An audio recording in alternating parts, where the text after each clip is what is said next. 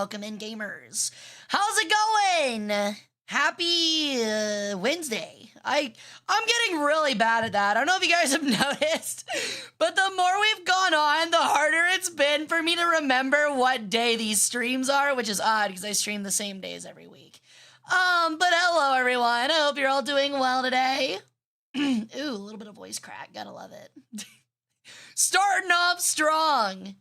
Hey Scape, hey Rage, hey Flash, welcome in, hey Frug, hey Vulcan, welcome in guys. We're doing a History React stream and a little bit of chatting today, so if you guys are excited. All right, let me get some music going real quick actually. Hold on. Alrighty. Ooh, good start too. Hey Eric, how's it going? My day has been chill. Well, my day has been up and down. I had a good day. Let's just say another metaphorical Unabomber package has hit the Vtuber University. maybe not the most brand safe way of putting it. But it has. Things are in turmoil. But it's people I didn't like. So I'm okay with it. Well, the person that was a bad person is a person I didn't like, so it's fine. But welcome in. We're not gonna dwell on that. It's really not worth it. But yeah, we're gonna hang out. We're gonna talk some history stuff. I'm gonna talk about games I've been playing. We're chatting up the week. And we're gonna have a good time. So we're gonna ignore the chaos, the fire, the destruction going on behind us. And enjoy ourselves. Because it's honestly not just the VTubing world that's kind of on fire right now. There's a lot of stuff on fire. But I hope you guys have had a good week. You guys are halfway through. I'm really proud of you guys for making it. I also want to address the elephant in the room. I promised something this stream, something very special. And it's not quite ready yet, as usual. There's a little scuff, mostly because of me. So hopefully it'll be here on Friday. If it's not here on Friday, it will be Sunday. It should be this week. It should be this week. Hopefully I'll get it in tomorrow. Be able to mess around with it a little bit, get orientated, get some other things added, and then we should be good to go. It's the spider's fault. Oh, it's definitely the spider's fault, dude. The spider's behind everything. The spider cabal wants my streams dead. Including the hills in Santa Barbara. Yeah, exactly. You are entirely correct, Mr. Woozer. Oh, also, I noticed that Kelfie and Spiker 3000 followed right before stream, so thank you guys for following. Welcome into the cult. Now, if you see my head flick back weird, it's because I'm downing my rogue energy. How you doing? I've been doing pretty good. Oh, hey, Biggie. It's been awful all week because Canada's on fire again. That sounds about right. Yo, thank you for the lurk, Potato.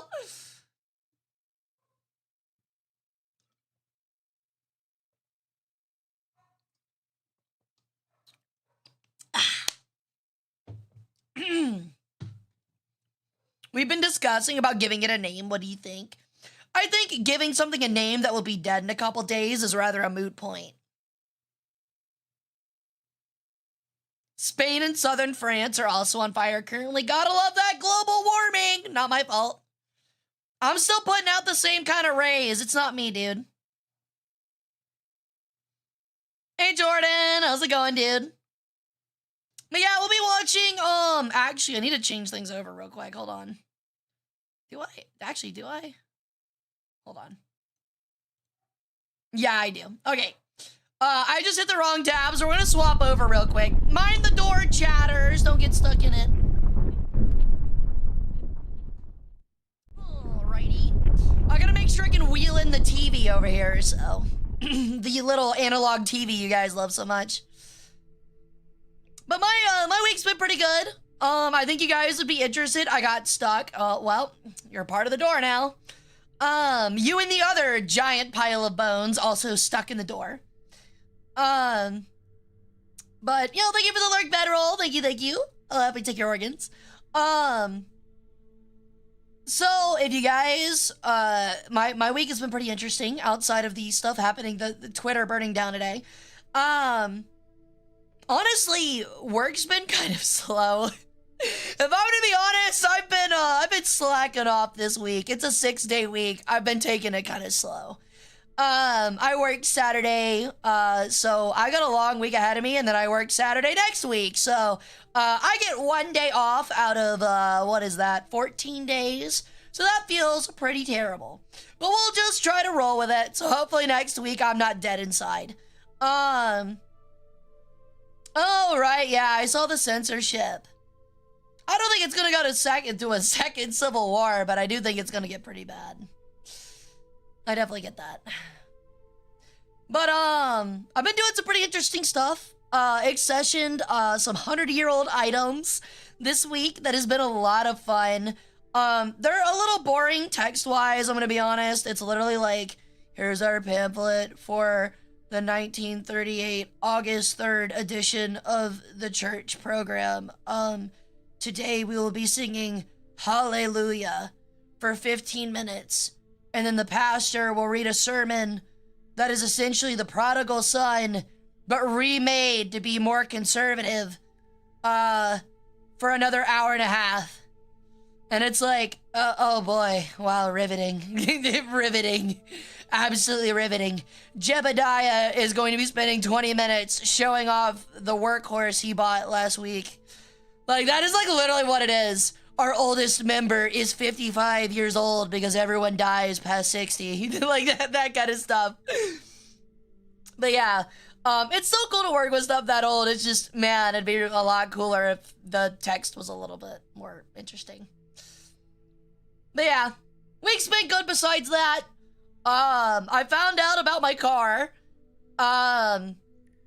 It's not totaled! Ta-da! So, like, I guess put, like, a little, like, shitty gold star somewhere on the screen. So there's that. Actually, it is surprisingly cheaper than I thought it was going to cost, so that's kind of nice. Honda knows what they're doing, man. Car's been running since 2016 without any major issues. Gets its ass back-shotted in, and it's only gonna cost the guy who hit me $2,500 to replace, like, the whole back of the car, which is pretty crazy. So, get a Honda, kids. It's worth it. Insert shitty gold star. What's that, like, Adventure Time bit where it's, like, Sweet Pea, and he's got, like, the evil voice? He's like, here's your gold star. Because he's the lich or whatever. Yo, thank you for the summer. Welcome back to the Harem, Brian. How you doing? Ugh. But yeah, pretty simplistic couple of days. I've been playing a ton of Fate Trigger, and I've been recognized 2 or 3 times while playing it, so that's kind of scary. I feel like I'm finally hitting, like, niche micro-celebrity status, and that, I don't know how I feel about it, if I'm being honest. But it's been a fun game.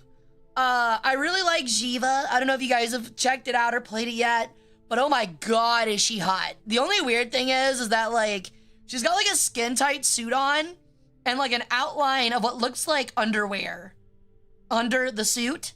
And, bro, she has those things, like, pulled up halfway up her butt. So, like, she's just got, like, half a crack just hanging out there, dude. She's got a big old coin slot just hanging out. Excellent! Yeah! Alright, I got the War Thunder bug. What's the War Thunder bug? Also, don't know if you guys saw, but speaking of War Thunder, they added a new Dakimakura, so make sure you guys pick this one up if you haven't picked up the other ones. They are limited time. Are they Janties? If you say Janties in my chat one more time, I'm permanently turning your skin into a jean-like texture. I will get the curse out. You will become a jean man. You're gonna be like Pinocchio, but made out of fucking jeans. Not Liza P. Pinocchio either. You're gonna be Besto Genist.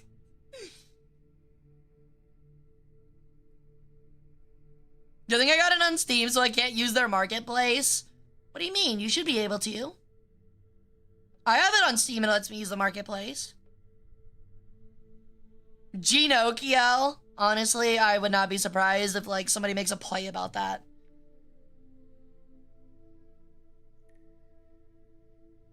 Not the curse of the full body Canadian tux. Damn right, dude. Mullet and everything. You're gonna look like the hick from French Lick, bro. It's not allowing me, just did. Oh, damn. I'd open up a ticket then. Oh, I forgot to add something, actually. I thought I had a little bit more time. Hold on. I'll actually save it. I'm gonna make sure it's working, but we will have new sound alerts soon as well, so hope you guys are excited about those. But yeah, Steam has always allowed me to use it. It's only console that has that. Well, actually, it's not even console. It's only PlayStation that has that problem. On Xbox, you can still use Gaijin's Marketplace. I'm saving for the Hara War Thunder Docky. Dude, someday, man. Back to my 3-inch gun carrier. Hey, the 3-inch gun carrier ain't nothing to fuck around with. Although, if you really love the 3-inch gun carrier, you're gonna love German tank destroyers. Yo, what's up, Howler? How's it going, dude? Ugh, but a big reminder. I don't know. Okay, show of hands. Show of hands for people in here. Who has Broken Arrow? Who has the video game Broken Arrow or is wanting to get it? Who has it and is wanting to get it? I need to know. The 88 on half track is insane. It's not bad. The problem is it doesn't have nearly as much pin as I hoped it would. Do we have at least 2 other people that have it? Maybe you won't have an issue with your Honda since it's probably an independent rear suspension, but sometimes the cars drive bad after repair because they can't get the wheels aligned properly or the suspension mounting points are compromised. Luckily for me, it wasn't that bad, Flash. They just caved in my back bumper and the hatchback door, so... So the thing is, we will be playing...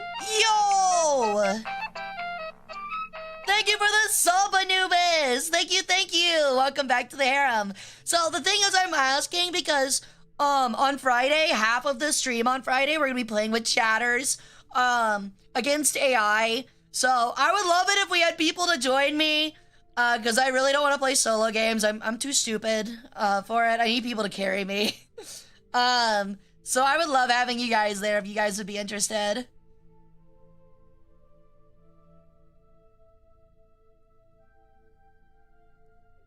What's on Friday? Oh, our War Thunder stream and then Broken Arrow stream with chatters.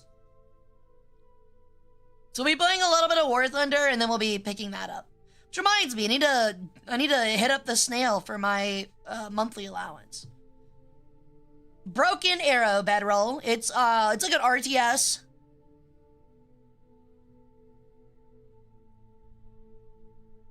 How much is it? It's like $60. I'm not gonna lie to you. I'm not gonna sugarcoat it. It's like $60. It's kind of expensive.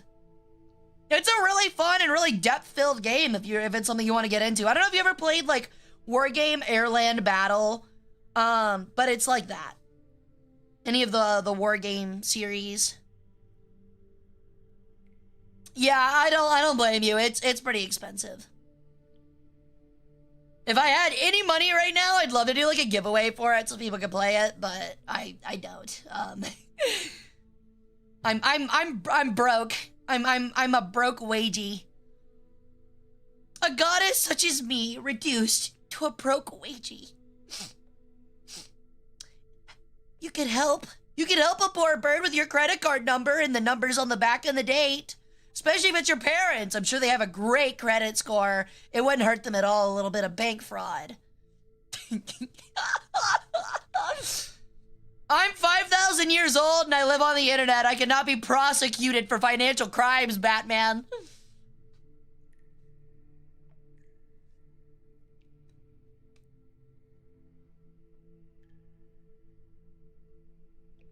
Sorry, I was getting wobber. Not gonna lie, I think the gameplay might be an armored cavalry spammer. See, I was an infantry spammer for NATO. Yo, Hunter Debane! Thank you for the credit score. My credit score is actually dog shit. You guys wouldn't believe how bad it looks when you have a 5,000-year-old loan that you didn't pay off. But anyway, what was I gonna say? Shit. I forgot. Damn it. You know what? You would look great as a pinup display for the tanks and planes. You got the right shape for it. Not too much, not too little. You're a nice middle ground where everything can be appreciated. You're onto something, Phantom. I'm just looking for a good artist right now to give me a nice pinup art, and then it'll be there.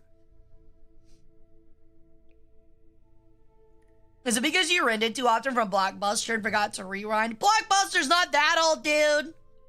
Let's just say there was a man, named, Mr. Nasser that really cheated me out of some nice copper shipments. I sent some cursed tablets his way. I don't know if he ever got them.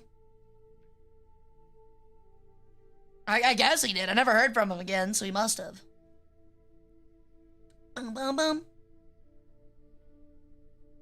You can still return videos. You just have to go to Bend, Oregon. Bro, nobody is going to charge me for those being stolen at this point. Do you watch Cynical Historian? I don't think I have Hi-Fi Hour. I've been trying to expand because a lot of chatters have been sending me stuff. I did recently get into Extra History. I fell in love with Extra History. I'm all in on it. Yo, Hype Train! Thank you. That's sweet of you guys. Thank you. There's a new Castle Crashers DLC? Holy shit. I haven't heard of Castle Crashers in forever. I now feel really ancient. Castle Crashers? I haven't heard that name in over a millennia. Hey, Maxie. How's it going, dude? Cynical Historian. I feel like I've heard that name before. Hold on. Let me double check.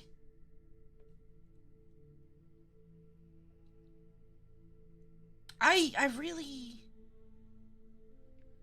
No, I haven't seen this guy before. I do like the look of his videos, though. I might have to check him out. He does look like he could have some really interesting stuff.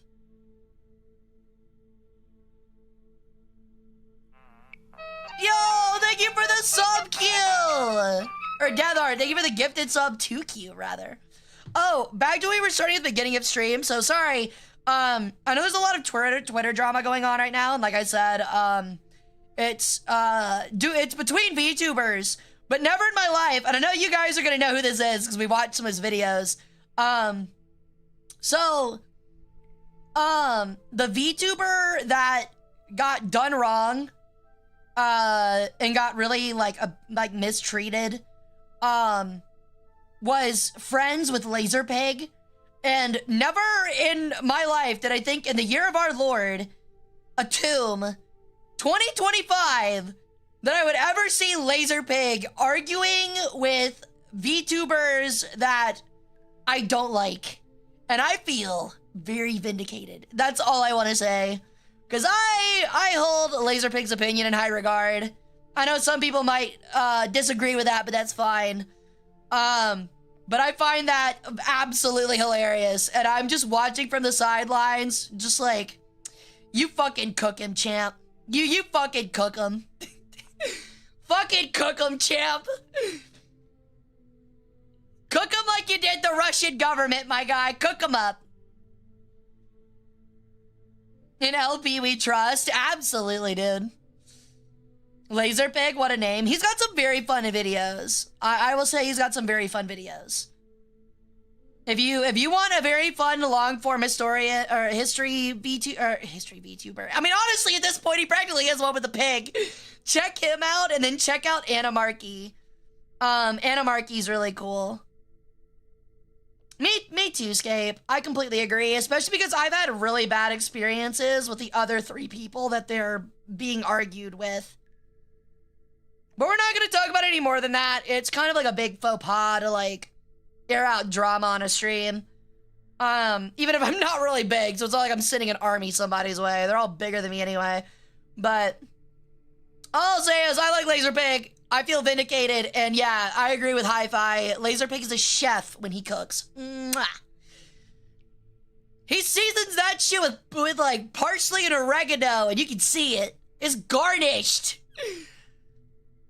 The T-34, T-14, anything to do with the Jet Fighter Mafia? Yeah, there's some pretty fun videos. There's some pretty fun videos.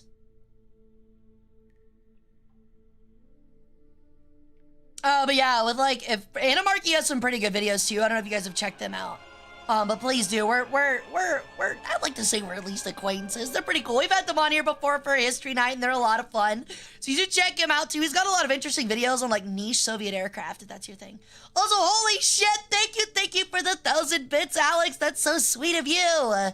Thank you for the 1,000 to Ben. Happy Wednesday to you too, friend. How's your hump day going? Have you humped anything today? All right, chat. We're making it a new chat thing. You have to hump something on hump day. Every Wednesday. Not other people, though. That'd be fucked up. Unless they're consenting. So. Laserpig arguing with VTubers is hilarious. I wonder how much wine he consumed before posting. Probably none, because him and Radio are apparently really good friends. So. No, I don't feel like it. Oh, that's a thing. Apparently. Animals. Okay. Whoa, missed. Whoa.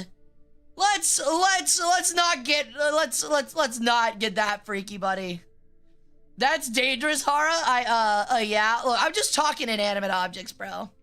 I'm just talking inanimate objects here. Things that, yeah. Yeah, I regret asking that question. I'm sorry. I'm sorry. I regret asking that question in jest. I'm sorry. That's my bad. No, that's on me. That's on me. I don't know what I expected. That's on me. Military stuff, so I was like 14, so I never had the ability to fall for the hoaxes of Whitman or whatever. Yeah, I feel the same way, Scape. I've always been a big history nerd, but I've never been like, I've always been grand concept, and like other like stuff. I haven't really been like a military history person. Obviously everyone goes through World War II stuff. You practically have to if you're a fucking historian, especially in general history. But it's very fun knowing nothing about it and like just watching the two of them just like carve shit up. It's a lot of fun. Especially because like I'm well aware of those things now too. And so it's like, oh yeah, I too make fun of wearaboos. Hey Artie! Well, not just wearaboos, I guess, just like any aboo period when it comes to World War II equipment. Hey 70-second! As German, it's mandatory to learn about World War II. It's mandatory here. Americans are just really bad at teaching it. Ow! If you guys, if you're foreign and you don't know, like, history, sadly, in high school is one of those topics that's usually, like, reserved for, like, sports coaches that need to be a teacher to coach. Like, I'm not kidding. Everything except the higher classes. Like, my A-push class was a dedicated history teacher. And we all got, like, 2s out of a 5-score test. So none of us got the credit. So I guess that goes to show how good we are at it by our own A-push metrics. But yeah, that's kind of ironic when you think about it. That's really fun. Oh my god, I never thought about that. I got a 2, so like, it's graded on a scale of 1 to 5. And I got a 2. I'm a historian. I have a master's degree. I work in a museum. And I got a 2 on my A-push test. Like, that's actually so fucking ironic, now that I think about it.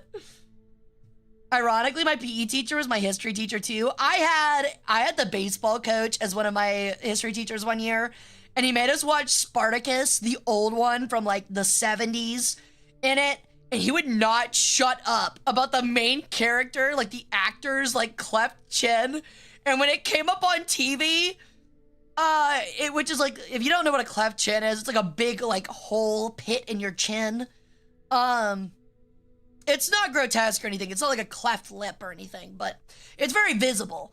And he was like, you guys are gonna be amazed when you see it. And the moment that we see him for the first time on screen, he paused the fucking movie, turned the lights on, walked over to the TV and went, Look at his fucking cleft chin. It's like a fucking pool. You can swim in that thing. And I was dead, dude. That shit was hilarious. Oh my god. Oh, that's so fucking cool, Sinful. Oh yeah, I'm well aware, Brat. My question was literally about Manifest Destiny. That was it. We had some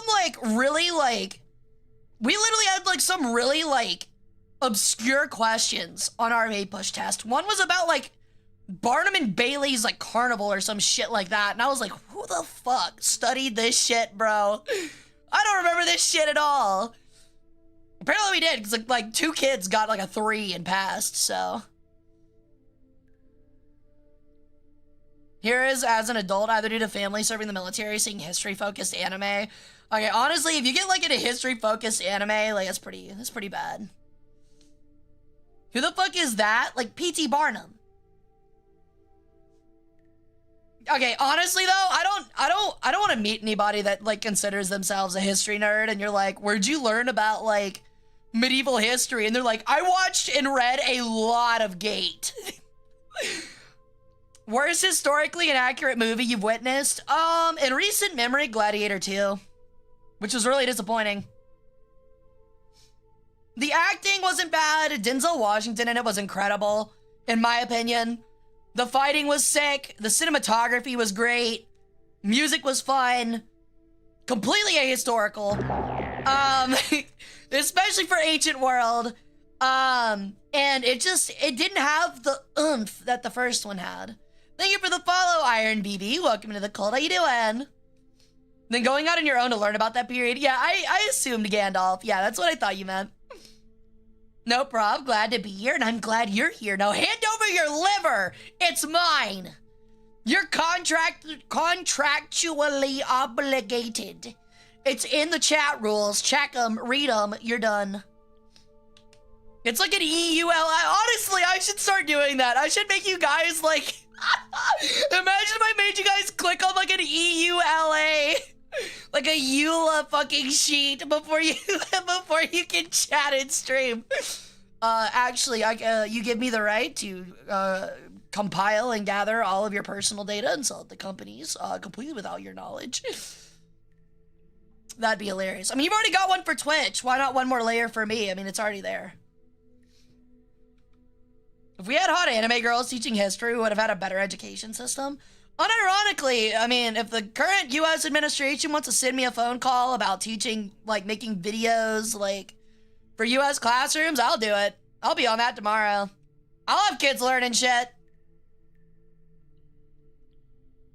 It'll be fun shit, too. I can make a history class interesting. Guaranteed.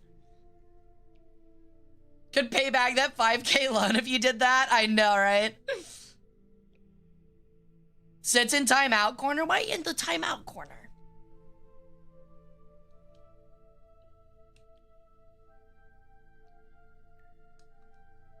Me sitting in on the Hara College history lecture. What if I... Hey, come here, get closer. What if I told you guys I'm working on one of those right now for you guys? Shh, shh, shh, shh, shh. Don't tell all the people in Discord or on Twitter. It's a secret. But yeah, I am working on one right now. So, I'm waiting for a special event to use it. So, I'm waiting for a very special event. You guys will know when this special event shows up. It might not ever show up, in which case I'll have to pick another special event for it. But if it does, I'll be using it for that. So, it'll be a lot of fun, I promise. It's gonna be very interesting. Also, I've been thinking, would you guys be interested if I held a stream where you guys create your own presentations on whatever you want, and I and another VTuber grade your presentations like we're history, like we're teachers? Would you guys be cool with that? Does that sound fun? Would people do it? I don't care if it's 1 slide or 50. I just think it'd be a lot of fun. I can guess the event. Yeah, you probably can't. Like, it could be on literally anything. History would be preferred, but I would love it on anything, honestly. I would love to be the thought of it gives me... I would love to, but the thought of it gives me anxiety. Why? We'd be having fun with it. That would be peak? Hell yeah. Welcome in, Jack. I definitely want to do that then. I'll definitely keep it in mind. I would definitely give you guys like 2 or 3 weeks to work on it. Don't worry. I know I can't just like spring this shit on you guys like 2 days ahead of time. As a professional procrastinator, that would drive me up the fucking wall. What would be your favorite warship ever built? So, off of design, I don't know. I don't really like have a favorite design-wise, but as of names, I like the USS Tennessee because it's the name of my state, and I'm very patriotic about my state. Not my country so much, but about my state. And the other is the Prince of Wales. It is a very elegant and pretty sounding name, and I really like it. So those are my two. Oh, and Graf Spee. Graf Spee is pretty cool too. Hey, Chad, here's your 2-day notice. Literally just throw out the thing, like, catch numbnuts, make a presentation. Time to make a presentation on a jar of pickles? Hell yeah. But I guess this is y'all's early warning to get them prepared because I will probably be doing that sometime soon. You're from Tennessee too? I am! I currently live in a city that ironically has a giant fish pyramid, so if you know, you know. You're not gonna find me, I promise. Don't go looking. Me all the time, though. I straight up am such a bad procrastinator. 100%. 100%. That's why I'm leaving it open to anything you want to do, so you can talk about whatever you want. That way people aren't, like, pigeonholed into history and get bored. So if you want to make it on, like, the difference between, like, ramen and udon noodles, go the fuck ahead. I'll learn shit. No, I just finished school. No more projects, Hara, please. I'll definitely have to do it on, like, winter break now that I think about it. It'd be so shitty if it's like, all right, I know you got college finals, but, like, hand over your presentation for this dumb little VTuber stream.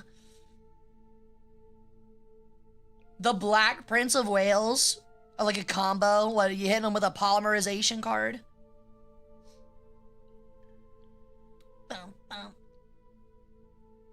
Doesn't matter. I'm still gonna leave it to the last 2 days, but it'll at least be in your mind. That's the point.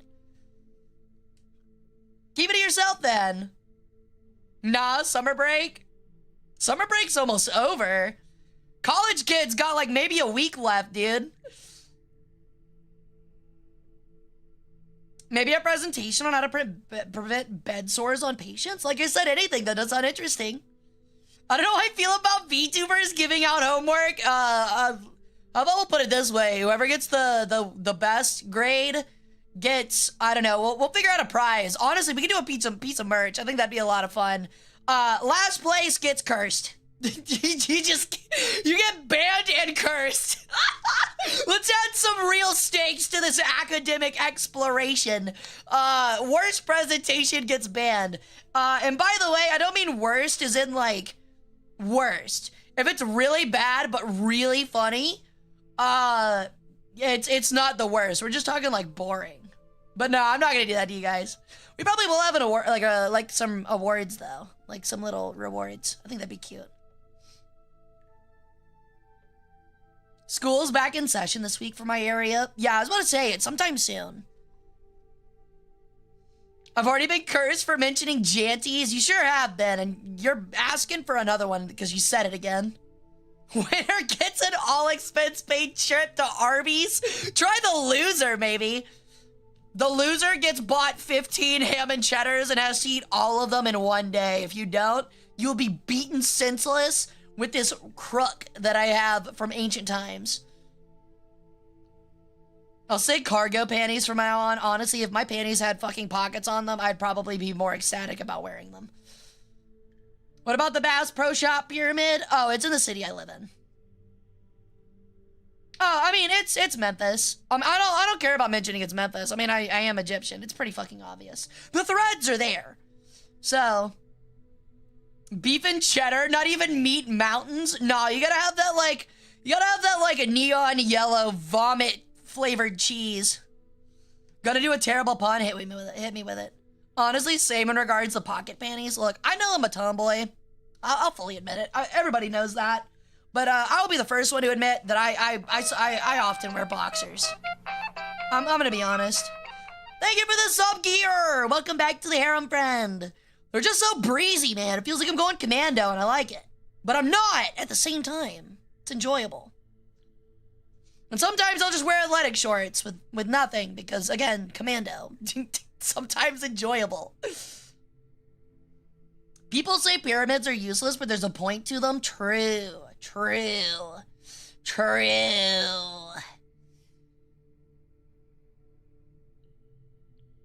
Hey, whatever boats your float. True, honestly. The bodies of the innocent. on a river of blood. That's what floats my boat. 'Cause I am edgy.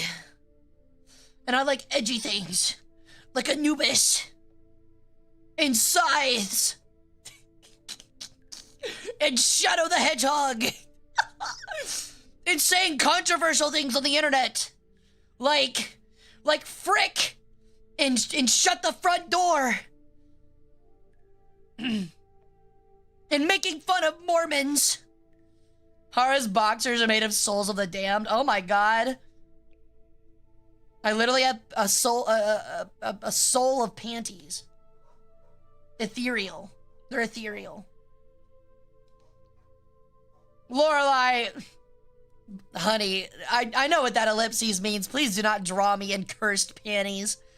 Actually, you know what? I can't stop you. Do what you want. It's a free universe. It's a free solar system. I can let Frick slide, but shut the front door. That's too far. I'm so sorry for my profanity-laced stream. I should really get myself the fuck together. And loving Latios women, add that one to the list. I think that's actually Latias. So, yeah.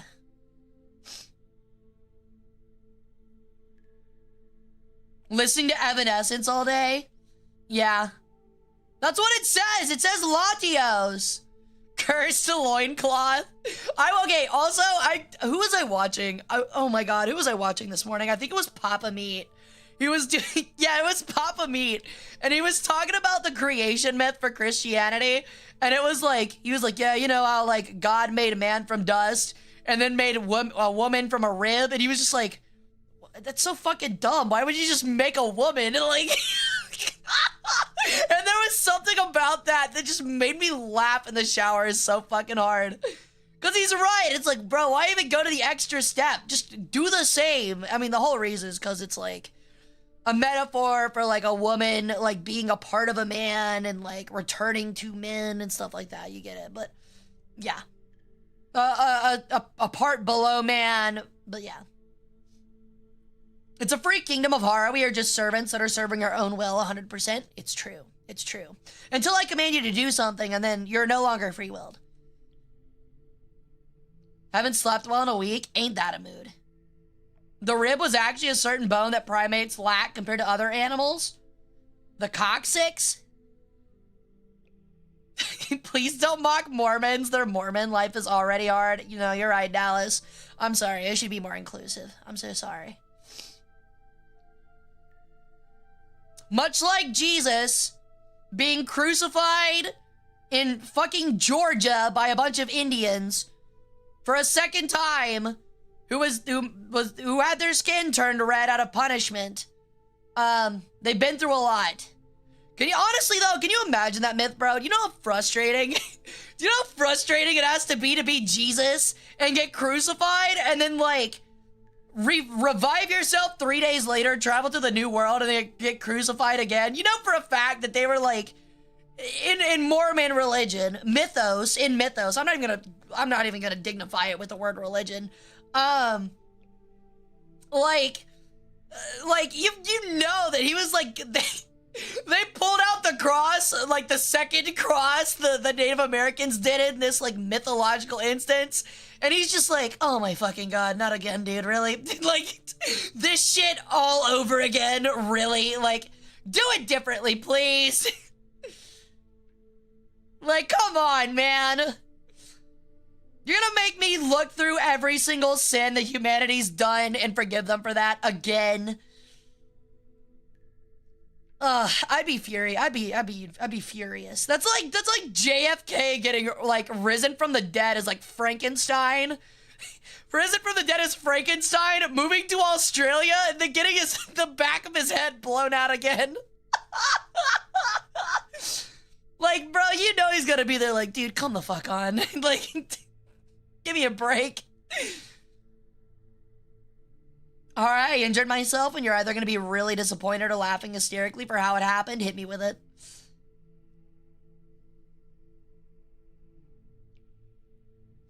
Oh my god. It's been 3 days. How did they do so much sin in 3 days? Who knows?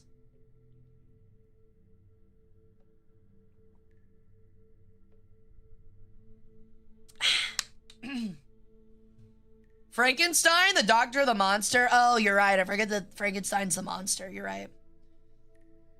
Lorelai, honey, I would say your head is in the gutter, but like it's in the trench at this point. You can pull it out, babe. It's getting muddy. Come on, dude. So I caused partial paralysis in my foot because I don't have a chair for my old 3D printer, and I squatted so long I suffocated a muscle. Holy shit, you have to go to the hospital for that? That's actually crazy. Holy shit. Hey, darn! Clinker! How's it going, buddy? What? Oh, my bad, sorry. What's up, my clinker?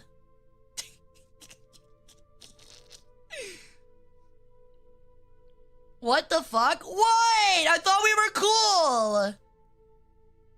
I thought we were cool, dude! I got no pull-out game, much like the US and the Middle East. Oh, it's not just the Middle East, baby.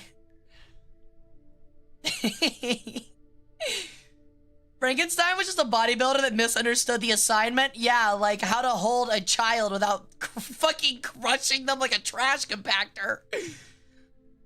That's our word, bird brain. Hey, yo, whoa. Watch that microaggression. I delayed it a week, hoping it would get better, then went to an ortho place like 2 days ago, and now I got a boot for 2 weeks. Holy shit. Honestly, I'm gonna be honest, my back somehow isn't fucked up permanently from it. I should have permanent shrimp back. But when I was younger, I couldn't afford a desk, and I didn't really have one. So I just put my laptop on like this giant chest that like had my TV on it in front of my bed, my laptop to play video games, and unironically I would like fold over myself. Like, I'm not even kidding. Like my chest, my tits would touch my knees while I leaned over so far to play, and I don't know how my back is not permanently fucked up from that. Because that's what happens when you're 14. You can do weird shit like that and be okay.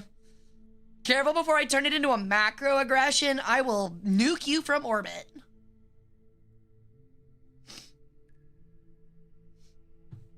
You're so lucky you aren't hunched. Well, hold on. I didn't say I wasn't. I would like everyone to know I just censored myself. I'm sure you did.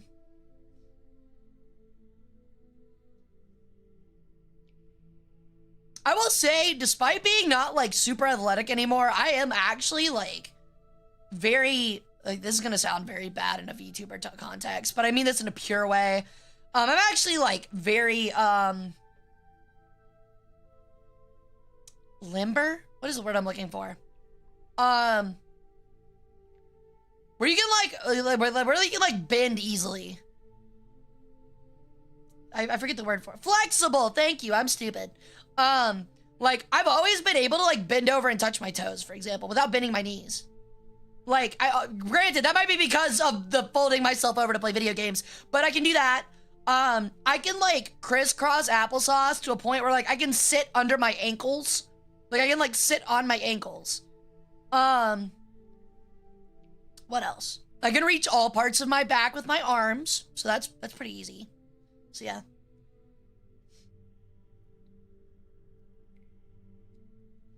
Yeah, I feel like limber works. Just unconventional, maybe. I used to be able to touch my toes without bending my knees. Now I'm old. Ouch. I'm sure there will be a point. I am quickly getting to the point where I've noticed that, like, if I, like, sit or sleep in certain positions, I will, like, lose all feeling in my leg and my arm. So I have to be careful. I don't know. Okay, I don't know if anyone else has had this. This is gonna sound really weird. It might be girls only for this. Well, it's definitely only girls only for this, because you'd have to have tits for to feel this. Has anyone like ever slept on a tit wrong, and it get like the TV static feeling? Because I've had that before. I probably have, now that I'm real thinking about it, I probably have like really poor circulation. So it's a very weird feeling. I am fat, yes. Oh, ain't nothing wrong about that.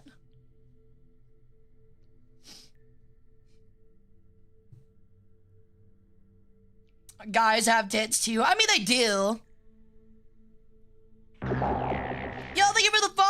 Shao Shimigami. Welcome to the cult. How you doing, buddy? Like the name. Hasn't happened yet. Not looking forward to it. You'll get there. I believe in you.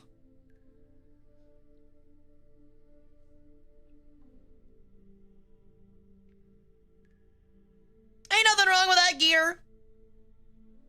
There's a lot of people out there that just like having stuff to grab on. Oh, speaking of, well, tangentially related, so I've been trying to make a goal for myself, for the past year, and I finally kind of reached it. And my goal was that I wanted to muster up the courage to be able to, when I see random strangers on the street, if I find something I like about them, to have the courage to compliment them on it. Because I believe, especially with guys, that they deserve more compliments. Just nice compliments. Not because I want anything in return. I definitely don't want to date people. Not like that. But I do like making people happy. And I finally accomplished it. I think it was on Monday. I went in the gas station to go get, admittedly some spicy Pringles and, some Arizona tea. And I was behind a couple in front of me, a guy and a girl, and waiting in line. And as he was walking out, I noticed that he had a calf tattoo of the Akatsuki cloud. And I was like, yo. So I was like, hey, dude, I just want to say I really like your tattoo. And he turned around and looked at me like really surprised for a minute. And like, kind of like stared for like a half second. And then got the biggest fucking grin on his face. Like the biggest fucking smile ever. And he was like, oh, thank you a lot. And I'm like, you're welcome, dude. And that was it. And I was like, oh my God, I finally did it. I've wanted to do that so many times. Like, cause and I finally worked up the courage to do it. I had to like talk myself into it. Cause like, I always have that thing where it's like, I don't want to bother people. So I don't really like do it. And I finally did it. And it made me feel really, really, really good. And honestly, I hate it cause it makes me sound a little bit selfish, but it made my day. It made my day giving him that compliment. Thank you guys. I'm happy you guys are proud of me. It makes me feel better. So I'm gonna try to start doing that as much as I can. Not just in the VTuber space, but just like in the world in general. There's been a lot of negativity recently. So I just kind of want to do my best to just at least make somebody's day better. It's not selfish to like achieving a goal, and a good one at that. Fair enough. Selfishness is okay if it also benefits others. I could see an argument for that. And got up to get some ice and passed out. Thank God I only put out a rib from falling down. Oh my God, I hope you're okay. Yeah, that's terrible. Oh, well, thank you, Lorelai. I will let you know that it is absolutely makes my day as well when you give me art, Lorelai. Y'all might not know this. I don't care if you draw stick people. I don't care if you draw like a 4-year-old with crayon on the parent's wall. Like, I absolutely love art of me. It is honestly, in my opinion, the highest form of flattery. Along with just coming to hang out and chat, especially on nights like this, like my history night, and hearing me yap. It really does make my day. I have a folder of every single piece of art that I've either commissioned or that Chatters has gifted me. I've separated it. And when I have a really bad day, I go in and I look at that, especially the Chatter art section, and it makes me very happy. That also makes me very happy. Because I think about how much like time and effort that people are willing to put in to like show how much they like me and my stuff. So the meme videos as well. Yes, I'm so sorry. Clips and memes are also up there as well. Bunky's memes, the fucking little shorts that 72nd has made, the video or the sound pack that Blue Beret helped me make, the War Thunder skins, all of it. Like, seriously, I have all that shit compiled. It makes me so fucking happy.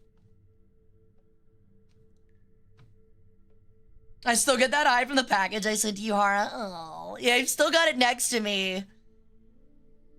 Honestly, I will probably cherish that shining Tyranitar for the rest of my fucking life. I'm not even kidding. I will be like 55, like my tits like sagging past my belly button. And like, I'm gonna look at my like grandkid and be like, here you go, sonny. This was given to me by a great person. It holds great power. Like I'm passing down a magical relic. How's a little Necron, buddy? I've got him right here. Honestly, I haven't opened up his box because I don't want it to get like, I don't want to get like sand everywhere, but it's really cool. It's sitting on my desk. No, I want to try to draw Hara, even though I'm not great at it. I would be forever thankful. And again, it doesn't have to be drawings either, like memes and stuff, clips, all that stuff. It really does mean a lot. All of it, every single little piece.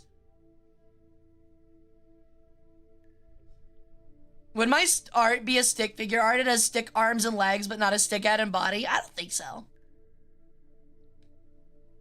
Now I'm even more motivated to make that jewelry box for you. That is, see, that is also insane to me. The fact that you guys would be willing to do stuff like make a fucking jewelry box for me is insane. Hey Nathan, welcome in, welcome back. How you doing? But yeah, like it's again, it's not really about the end product. I don't care how you feel about how it looks. If you spent the time to make it for me, I'm gonna love it. Like straight up. For me, it really is the thought that counts. I'm very thankful for everything.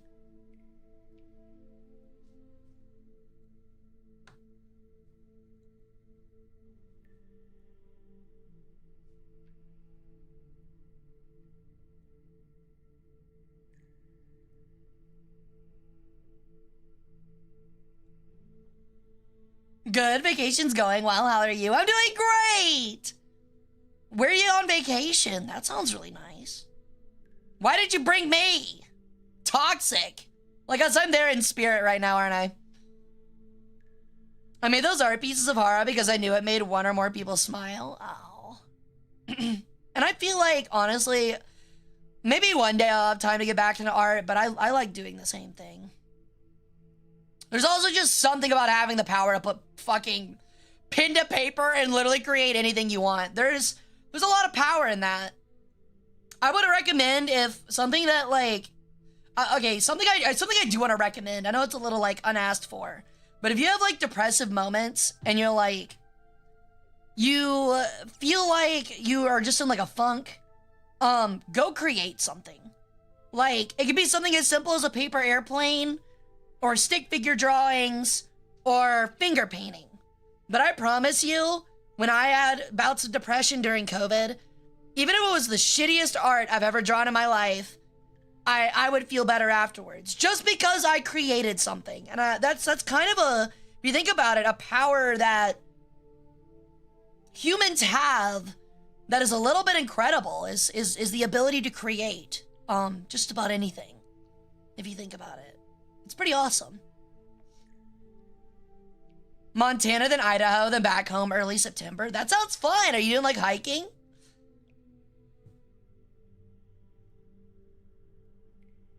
I'm fucking god awful at art, but damn, is it fun? It can be really fun. Writing got me through basic. Exactly. Stuff like that too. Poetry, research, like even just very like fiction, like non-fiction writing, like what I do. I'll give myself fun little paper paper writing exercises these days. Mostly VTubing is my outlet for creating these days. And that has meant a lot, but yeah.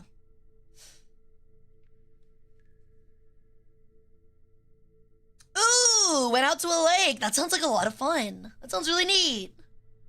Okay, so I will say it is history night. We are already an hour in. We are gonna keep chatting, but we are gonna go ahead and pull some videos up. I feel a little bit required to, because it's our history night. We don't get to do this. I've put this off for like 2 weeks. So let me get the video stuff together, and we'll start watching some fun videos real quick. Let me see here. My place.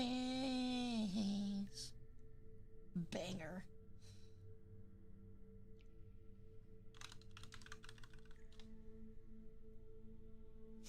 let me see here. Big reminder, if you do want to submit something, you are more than welcome to put it into the History React channel, and we'll be picking some stuff up. Hold on. I gotta see how, like, long some of these are. Give me a sec. You might hear some noises. Okay. So, we're gonna do this one. The first one is Josh Gates discovers Solomon's, temple. Which, okay. First off, we're gonna talk about this. This is gonna be a fun thing to talk about. Okay, give me a minute. This is gonna be a very fun thing to talk about. Okay. Alright. The missing grave of... Ah! Damn it! Okay, hold on. I gotta restart now. I need to see... Okay, there we go. I need to see the thing. Okay. So... Alright. So first off... Here we are. So, we're gonna watch the video on Solomon's lost tomb. If you don't know who Solomon was, it was a, God. Honestly, it's been a while for me. Solomon, I believe, was like a Muslim, why is my brain not working? Caliph.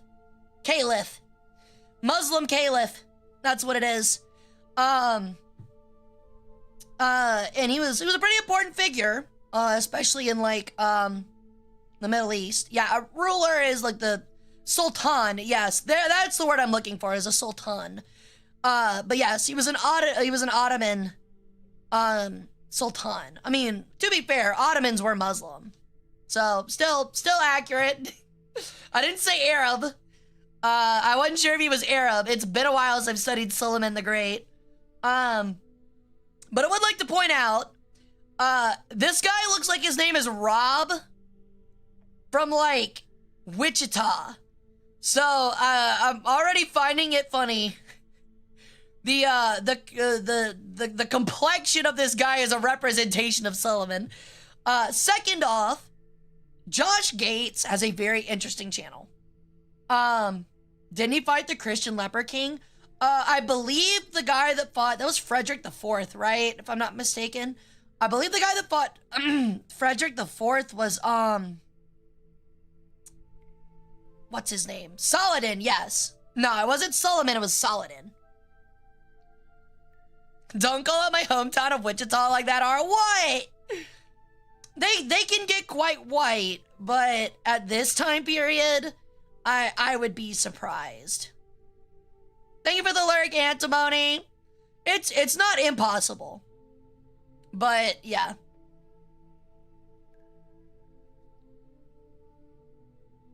But also Josh Gates, he actually is one of the few interesting shows on Discovery. But I find it interesting that it says Josh Gates discovers the Magnificent's lost tomb. Josh Gates didn't discover shit. Josh Gates is cool, but this was not Josh Gates' work. All of these videos that I've watched, typically they've been found by other experts, and he's just like, whoa, look at this neat thing. We're like in the middle of it. Which, like, he does provide a lot of, like, really interesting and cool context, and the show does add a lot of interesting and cool context. But Josh Gates ain't finding shit, bro. Because I think he recently did one where he, like, there was one a couple years ago where it was like he found some, like, gold treasure trove out in, like, the Rockies, and it was definitely not what they found. It was definitely, like, had been found already recently, and they just staged as if they were finding it. U.S. censors consider Middle Eastern heritage as white. I mean, I'll be the first to say the U.S. concept of race is very fucking weird. Especially considering, if you didn't know, they didn't consider Irish and Italians white until the fucking 1930s. So yeah. The missing grave. Ah, you're loud. All right. So we're gonna check this out. I'm gonna be pausing throughout it, so be prepared for that. Thank you for the alert, Tony. I'll happily take your organs. And be ready for me to add funny things in context, so. Was the Sultan Dracula fought? I don't think it was. It might have been, but I don't think it was. Vlad the Impaler? I don't believe so. Also, this is another thing, like, it's a small word to go off of, and I'm not saying that, like, they're really bad for this, but I find the use of macabre, like, very interesting, because that's not that macabre. It's really not, by any historical standard. Just cutting, all I did was cut out his heart and put it in a box. Like, I know, look, I get I'm biased. I know I cut out organs practically for a living. I know I'm a bit biased when it comes to cutting out things. But, like, every culture did some form of that everywhere. That's not that, like, much of an outlier in forms of macabre. It's definitely just, like, them playing up the showmanship a little bit. Corpses, cremation. I mean, you're not wrong, though. That is a very big possibility, because, like, if you think about it, a lot of people look at medieval and early American, like, say 18th, 19th century rural folks as a little backwards and a little unintelligent for believing that, like, some diseases were spread through cursed bodies of, like, people. So what they would do was that, assuming that they would be like a witch or undead or something like that, they would re-dig up the graves, and like rearrange their bones, or like cut up bodies and rearrange their body parts in certain ways, and then put them face down so that they wouldn't, you know, come back to life to, you know, fuck more with the living kind of thing. Same thing with, like, believe in vampires. They put, like, a stake through the heart after they died and things like that. So, and there's a lot of, you know, there's a lot of thoughts on that as, like, being, like, you know, kind of fucked up. So, a little barbaric. When in reality, it's like, that's just people doing people things. The final resting place of the Sultan's heart. Also, judging by this story, how are you going to find the heart? You're essentially looking for, what I understand right now, is a box, possibly in the middle of fucking nowhere, bumfuck nowhere. For all we know, it could either be in a mountain range out in the middle of fucking nowhere, or it could be under a fucking parking lot like everything is in the fucking UK for some reason. And you're looking for a box, because there's no way the heart is still in there. Even if it was embalmed, that shit is dust. So, like, you could be looking throughout the entire city of Istanbul, or the outskirts of Istanbul, or a fucking wheat field out in the middle of fucking Turkey, or Hungary, rather, and you're looking for a box, a small heart-shaped box. Like, what are you, fucking Nirvana? It's not happening. Hey, Red Z, how's it going, dude? To bury such an important figure's heart on psych like that? Well, I think that's the whole implication, was that it was like, I don't know. It was like like you said, the belief was that it would like reunite with him and we would come back to like rule his case. Explain to like why specifically the heart, not any other organ, but the heart has to be left in Hungary. Was it an actual corpse cloth in case he fell in battle? I have no clue. We got a Hara food art at home. We do.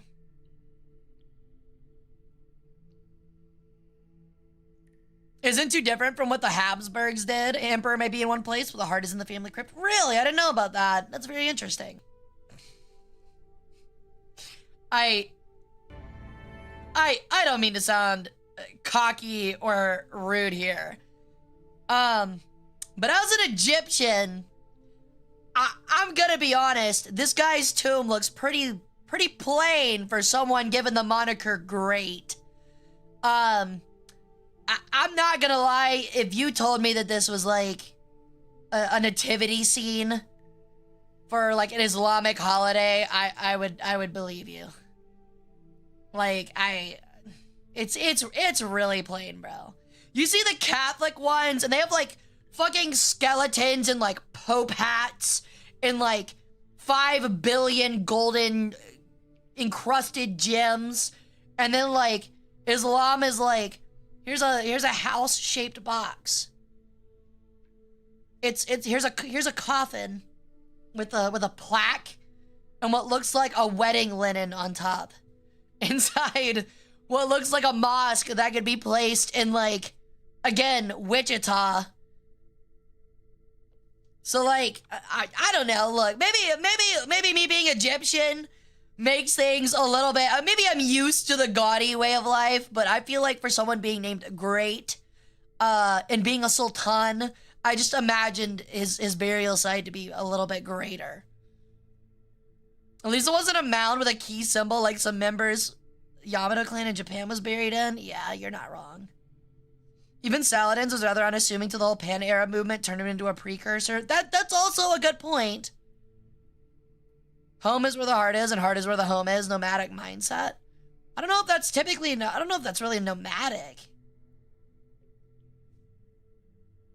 They didn't have the heart to move it after burying it. Boo! Not funny! My history-oriented that watches these streams, or has watched one of these streams, and been like, oh, she's a fucking idiot. Like, she has no fucking regard for actual history. She's fucking dumb. Like, clearly not, like, clearly not catching on that I'm definitely just, like, it's not that deep. I know for a fact that's happened at least once. It's got to have. There's like a Redditor being like, oh, she's so stupid. She doesn't even understand the, like, cultural significance of the laminated plaque on the teal blue coffin. She's a pleb, eh? I'm way better than a pleb because I'm not Roman. Dr. Pap, how are you?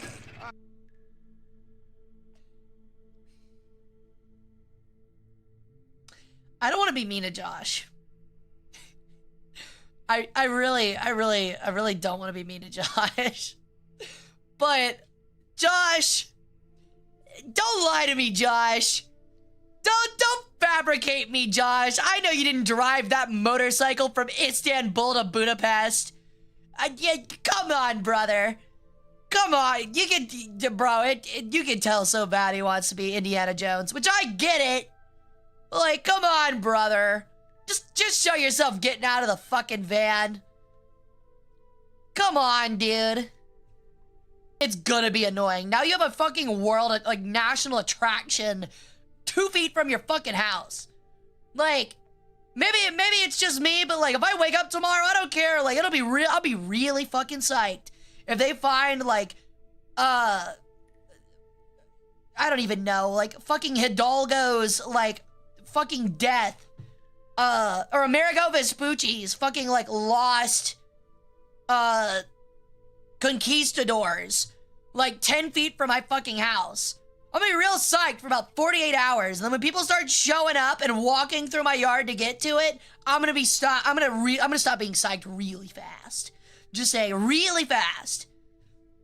Digging outside of Hara's anime chamber would probably find some wild stuff. What are you looking for? To look for weird stuff. That's my stuff. Hey, Ash Brown, how's it going, dude? That is such a reach. That is actually such a reach. That is a crazy reach. You're gonna need a little, I'm sure that this has to probably be it, but that's some thin fucking evidence. That's like saying you found, like, I don't even know. That's like saying you found, like, that's like saying you found, like, an underground tomb, an empty underground tomb in, like, Greece with, like, Hellenistic columns. So obviously it has to be the burial chamber of, like, Spartacus. Like, just to fucking throw it out there, Spartacus. Like, that's meaningless. That means nothing. Currently moving through the veins of Mahmoud Namik Osmanoglu, who's here at the site at Dr. That's a little Pap's different. special invitation. Was he also buried down there? I would like to introduce you Mahmoud Effendi, direct descendant of... How did he live down there? Walk me through this. What's the lineage here? So I'm the great-great-grandson of Sultan Rashad, the second to last Sultan of Turkey. You are a direct male descendant. I'm a direct male descendant. It's just one bloodline right through to today. I had no idea. I shouldn't even have shaken your hand. You are technically an imperial prince? That's correct, yes. Identifying the remains in the soil is just the beginning of... That's really cool, don't get me wrong, but he's no more imperial prince than I am, like, Mongol empire inheritor. than like 2% of the world's population being an inheritor of the Mongol empire. Like, come on. What Dr. Pap's team is hoping to achieve at Turbek. In time, they hope to turn this tomb into a museum so that modern visitors can glimpse the glory of the Ottomans. So why are we looking at a full fucking building with palisades and a fucking mosque building? You said tent. Nah, this is bullshit. This is absolute hogwash, bro. Said it was buried under a tent. This is not a tent. That is a full-blown mosque. Ugh. Alright, whatever. Whatever. Alright, Josh. Not very convincing, Josh. Come on, Josh. I'll stop ranting now. But yeah, that is some very thin archaeological evidence. That is a very thin archaeological evidence. I do believe that they found the town. I would not call that a city. That's like 3 buildings. But I find it hard pressed to believe that his heart is anywhere in there, especially because again, all they found was some archaeological motifs that share resemblance with his tomb with the rest of his body. So, no, don't be sorry for posting the video at all, Herc. That's the whole point of these. Again, I actually enjoy, like, Josh Gates' stuff a lot. It's just that all of these videos, they're kind of thin. Historically, they're a little thin, but that's the point. I want you guys to post videos like this so I can add context and add extra stuff to them. That's the point. It'd be boring if all of the videos were perfect historically, you know? Hey, Nissan, welcome in, dude. All right. Let's see another one that we want to look at. Okay, this one looks really cool, but let me see how long it is. Please be 15 minutes or less, please. 16 minutes! It's over the line, but I'll leave it for this one because this one seems really neat and I don't know a whole lot about it. So what we're going to do is we're going to watch this when I get back. I'm going to go to the bathroom real quick and run a 3-minute ad break for you guys so you guys don't have to run through any nasty pre-rolls. And then when we get back, we'll check out these iconic samurai helmets. What we learning? So we're just watching history videos recommended by Chat Nissan, and I'm offering historical context for them, as well as like some critiques on the videos and stuff like that. But yeah, we'll be back in a minute. Don't go anywhere. If you do, I will curse you into being, I don't know, your name being Ibn Patootie. There you go. Your name will be legally changed and everybody will stop remembering you as your current name and you'll be known as Ibn Patootie. So yeah. Very basic one this time, not that threatening.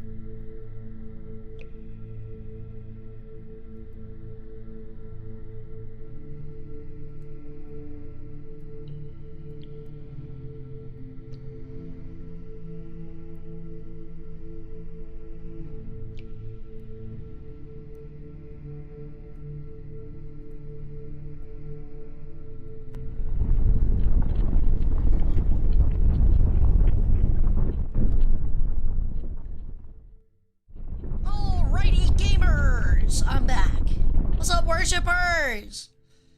Ritual drinking does sound like a great Saturday. Hey, what can I say, man? What's a human sacrifice without a little beer and liquor and wine? It's just not the same. It's like a Sunday barbecue. Can you really enjoy yourself, you and the bros, sitting out in the middle of the temple grounds, cutting a guy open while he screams without beer or wine or liquor? Shit. Gotta have something. Maybe cook up some brats. Get that sacrifice going. He sure did. What's a sacrifice without some snacks? You know what I mean? A sacrifice. Hey, Sherman. Welcome in. Welcome back, goober. I am a goober. And I still get bitches. Because of how long it is, but I appreciate you watching it, Hara. I will say, I will make a bit of a fudge of the rules if the video really interests me. I'm going to sacrifice you, Hara. I got a snack for you right here. Pants grab. Ass grab. Referring to my own ass. Goofy Cooper, rock. Hell yeah, dude. The legendary helmets of the samurai. One of the most easily... Just to go ahead and pause it, can I just say, I love how, like, every single samurai sat down at a fucking party, or in a fucking room, especially all the warring ones, and were like, all right, mustaches? Mustaches. Wily-ass, crazy fucking, like, redneck hillbilly mustaches? Abso-fucking-lutely. I need that shit on top of that fucking mask or it ain't gonna be intimidating enough. Got a bakery back there? I mean, what? True, dude. And it's piping fucking hot. Fancy stashes are a must. Of any warrior culture that existed. They're fucking sick, bro. From its distinctive shape that often... I will also hate to say, every time I see a fucking samurai helmet now, I think about that, like, 10-year-old, like, machinima video from Halo 3, where it's like the whiny-ass kid, and he's like, hi, abuser, it's nothing that you're used to. Oh, hi, abuser, I'm just too good for you. Everybody now, 1, 2, 3, 4. Everybody get down on the floor. Does anybody remember that? Does anybody remember that at all? That is very old internet. The kid is like, literally sounds like he's 12. All right, hold on.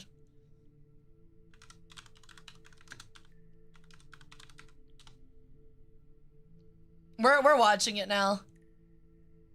This is so old. What's going on? The sacred texts! Your noob evolved into an even bigger noob. What the fuck? The fuck? What the fuck?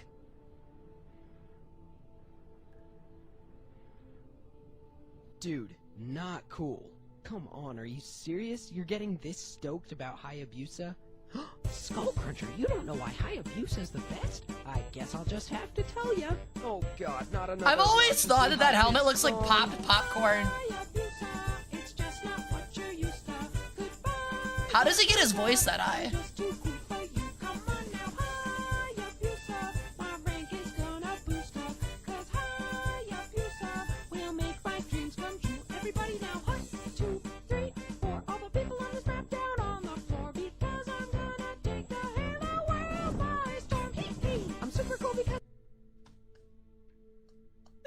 The added hee dude. All I can imagine is that this kid right now singing this has like the fucking like rainbow hat with the spinner on top and the biggest fucking circular lollipop you've ever seen in your life. Oh my god, but it looks like popcorn. That's what I never liked about the helmet. It just looks like popcorn. The rest of the helmet looks so cool, and then it's like, oh, you got popcorn on your forehead. I wear Hayabusa. I have that armor, but I just don't choose to. Too bad I rule. It's sad you too. I'm just too cool for school. Yes, sir. That armor Yes, sir. will not make you any better. Grandma, I'm sorry that I didn't wear your sweater. Somebody put this noob back in his place. I'll take you out and drop a tea bag in your face. Oh my god, okay, I can't do 5 minutes of this. So there's your little tidbit of Hold on, wait, hold on. How old is that? There's no way it is 3 years old. Hold on, how old is this? It is at least 15 years old. Oh my god. Does anybody feel old yet? I know I'm 5,000, so it doesn't really affect me that much, but 15 years old. Oh my lord, that's crazy. There's no way it came out in 2010 either. It is definitely older than that. That's horrific. Hey, Hulk Rogan. I was 11. No, that sounds about accurate for everybody.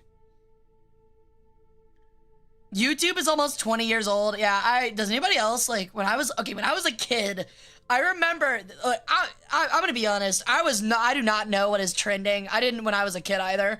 Like, I remember, like, friends showing me YouTube, especially, like, the Smosh food battles, and, like, that one Larry David commercial, I was like, I don't get it.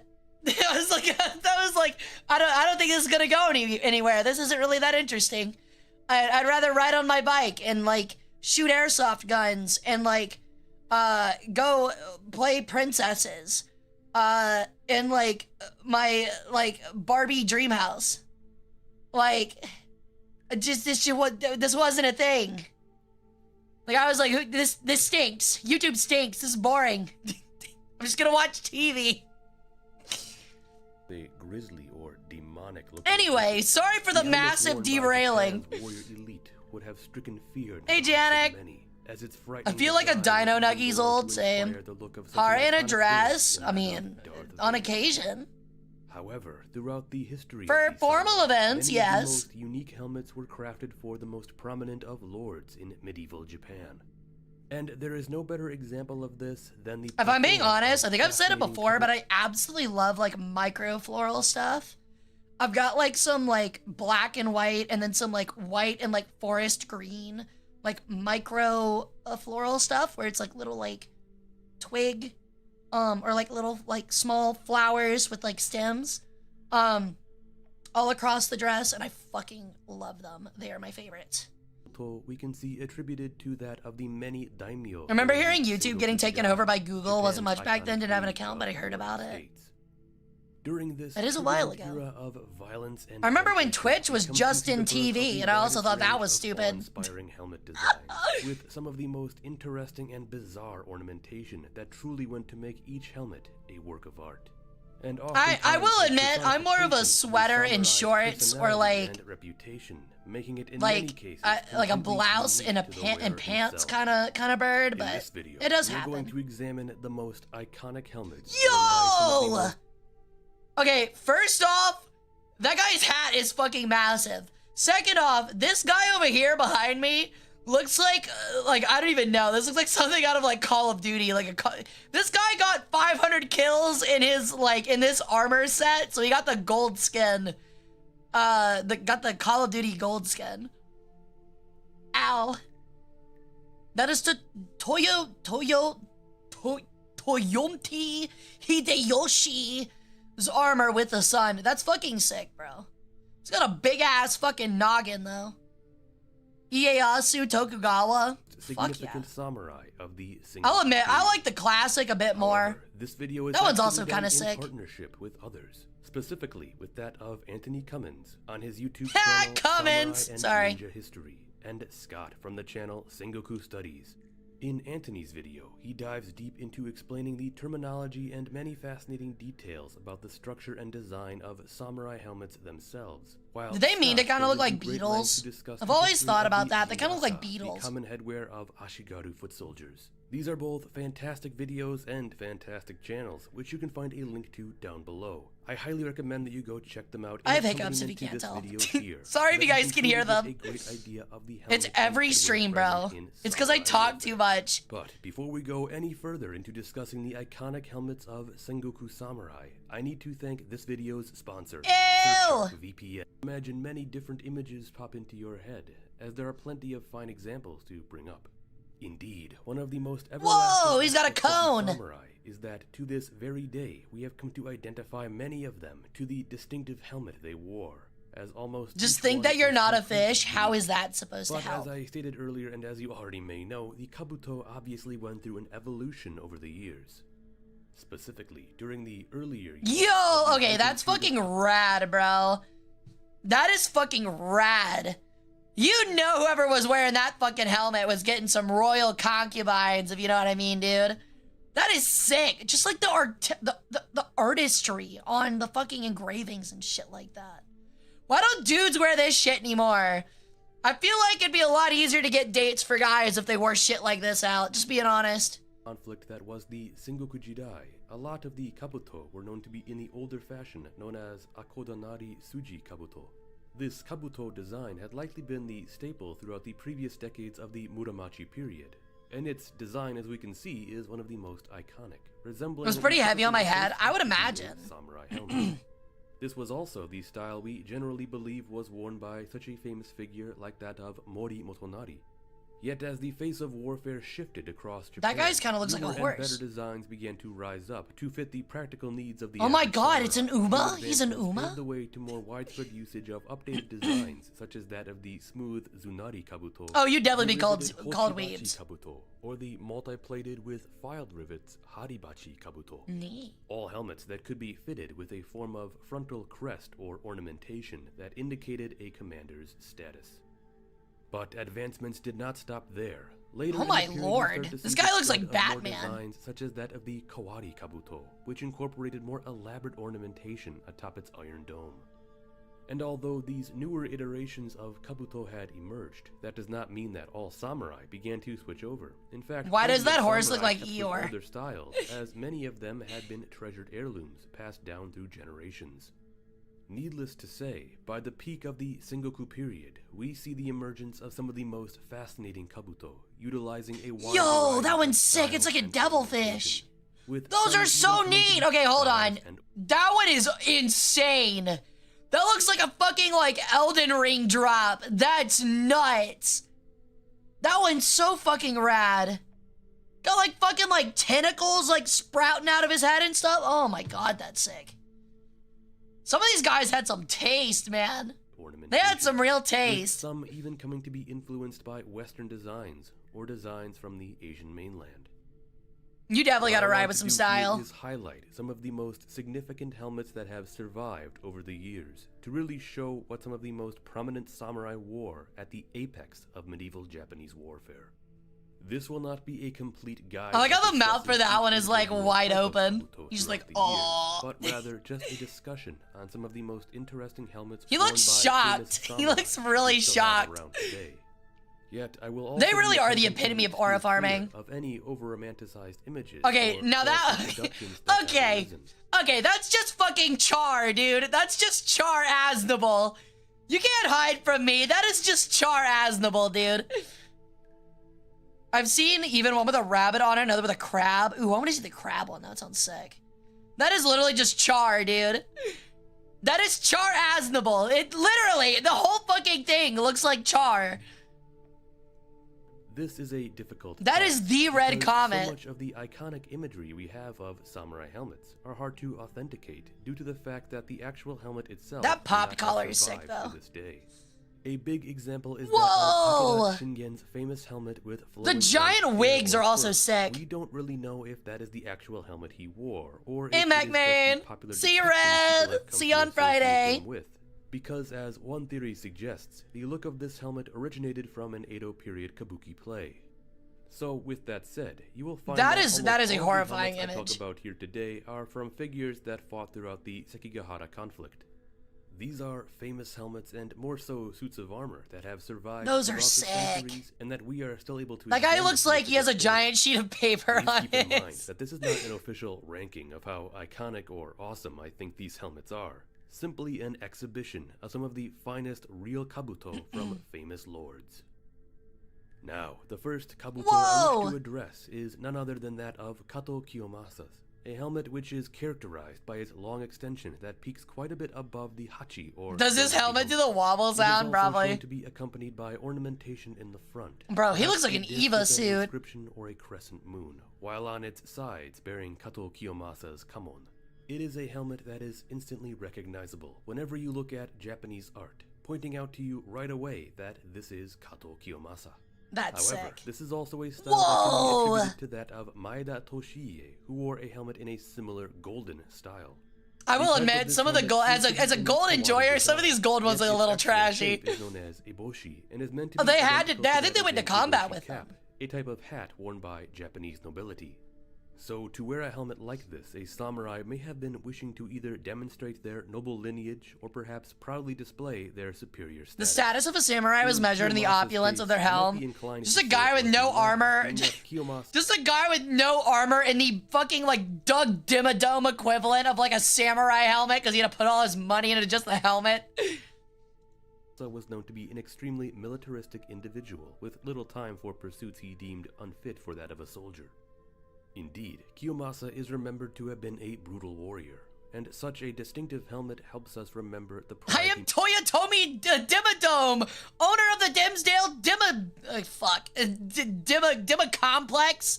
I don't know, Dimma Palace. What is the Japanese word for castle? What is the name of a Japanese castle? I forget. I actually don't know what that's called. Ohayo gozaimasu. My name is Duga Dimmadome desu. Owner of the Dog Dimmadome desu desu. Hey Thomas, how's it going, dude? It's just a giant white cone. have put into his lifestyle. Similarly, we have other interesting helmets in that of his Just counterpart, vibing. such Let's figures go, as dude. Fukushima Masanori Oh, and chilling. Hell Ino yeah. Same Ieyasu, thing. both figures who would aid Tokugawa Ieyasu at the Battle of Sekigahara. For Naomasa, we find a helmet that Some of is these the guys style look like of a stormtroopers or Unagi Power Kabuto, Rangers. a modern design that appears to have become somewhat standard for the time, but here is unique due to its color and ornamentation. Throughout the Sengoku period, red-colored armor seems to have become this mythical symbol displaying ferocity and That even is really cool. demonhood. It also makes them go Naomasa's red faster. armor and his unit of red-clad warriors, known as Hey, the GB, Red it's all Devils, good, would buddy. Hope you become a feel popular better. image of the Sengoku period. But getting back to his helmet, in addition to its color, his kabuto appears to have incorporated side ornamentation that resembled large golden horns. There is another helmet out there that is Damn. believed to have possibly belonged to Naomasa or one of his warriors due to the dating regarding when it was likely made. In this version, which is in the possession of the Royal Armory, Oh, his in the got cut United Kingdom, off. the ornamentation sits in the front and takes more of a U shape. However, if we really want to look at a Whoa! true depiction of horns on Dude, a they keep helmet, getting we need not look cooler! further than that of Fukushima Masanori's kabuto, which boast some absolutely fabulous, massive golden horns. Yeah, of those its are own. sick. This is something I like to point out because so often people like to think that Viking helmets had horns when they in fact did Viking not. at horns. You're a little However, early there, samurai WT. helmets did, and they were magnificent. Now, although these horns look like they may have weighed a ton, Probably usually what hollow. was the case was that for samurai helmets that incorporated such styles, the horns I'm themselves were imagining made that of a they're type of surviving elaborate originals. papier-mâché. Considering that a lot of these were like passed down, I would not be surprised if they're either. I mean, I wouldn't be surprised if a lot of them are replicas, but like they're so ornate and like they're so highly regarded, and they had been passed down for generations as it was. It would not be surprising if a lot of these were actually just passed down. So really, they were light And, like, enough to go refurbished. into battle with little to no issue. Both Naomasa and Masanori were known to be fierce fighters, who often took the role of being in the vanguard. I don't the first actually to know, move though, through by the way. enemy line.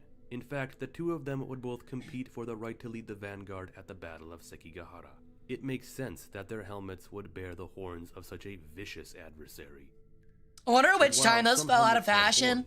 horns, They probably fell out of fashion during the Meiji Restoration. If I had to give a bit, like an absolute fucking guess, that would be my guess. As they moved away from like swords and more towards like a more Western way of thinking due to influence, and like use of like firearms and kind of the phasing out of like shogunates and stuff like that. I would imagine that. They would probably still be highly revered and probably kept among families, but they wouldn't be worn anymore So, yeah, like when the borders were opened. Yeah, they moved pretty quickly after the borders were opened up and firearms were introduced. They quickly realized that, like, samurai armor is not stopping a flintlock. Or an arquebus. So what they did was they started imitating, like, US garb and, like, European military garb, which was, like, you know, like the caps and, like, the button-down, like, shirts and stuff like that, because, you know, up until recently, we didn't really exactly have Kevlar. So... Oh, yeah, there's probably definitely some descendants that almost definitely still have plenty of armors that are from the time period. Almost undoubtedly. They had antlers. Such was the case for the legendary look of Honda Tadakatsu, whose helmet incorporated... They did use metal plates in World War I, and they did actually wear full-on suits of armor for very early flintlocks. But if I'm not mistaken, by the time Japan gets consistent access to firearms, we're looking at, like, Civil War era, stuff. So, like, if I'm not mistaken, like, by this point, yeah, in World War I they did, but, like, it wasn't that effective in World War I. It was a little bit helpful, but, like, it's not as effective as it was during, like, the arquebus days, where, like, a Gambison and a Cuirass would unironically, like, bounce some shots. That armor was kind of just praying, for the most part, because I'm gonna be honest, like, there's not a Cuirass you can make that's gonna stop a round from a Lee Enfield. It's not happening. Antlers were also a distinctive look that could have been in reference to a wide range of things. They were introduced by the Portuguese, but they weren't common. They were very rare. There was a period after the country was fully opened where full armies were getting them.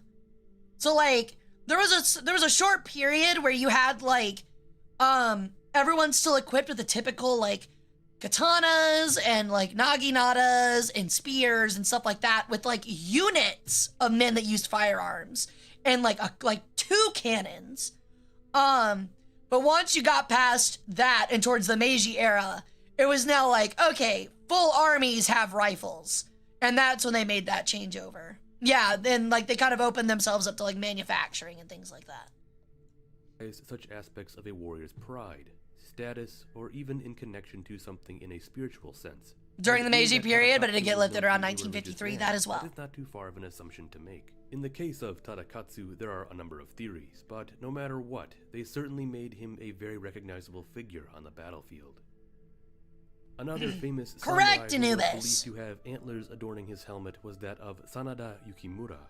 However, being that today it does not appear that we have any of Yukimura's original armor, this belief that his kabuto had antlers is just a popular idea.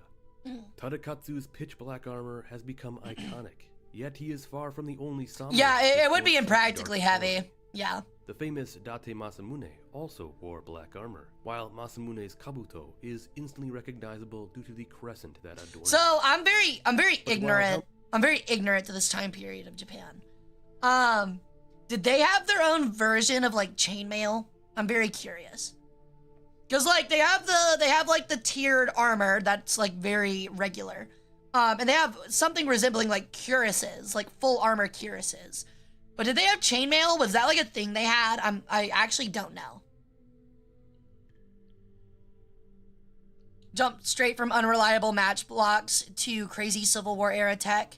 Pretty much. I don't know if it was like that I don't know if it was that drastic, but they did make a lot of movements during the Meiji Restoration. Believe so. Worn under the plates. It's called kusari. Oh, okay. Wasn't iron hard to get back in Japan back then? I think it was more like quality iron was hard to get back then. Because I think that what they did was that they had iron. It was just poor quality iron because they made it from, like, pig iron in sand that was, like, pulled from sand, as opposed from like, actual ore deposits. Yo, hey Maki, how's it going? How you doing? Yeah, they use sand and stuff like that. So, like, it would have a lot of, like, what am I looking for? Impurities in it. Helmets that incorporated symbols such as horns, antlers, and even Masamune's famous crescent were more subtle about what they represented. Some samurai opted to put full inscriptions or kanji right onto the front of their kabuto.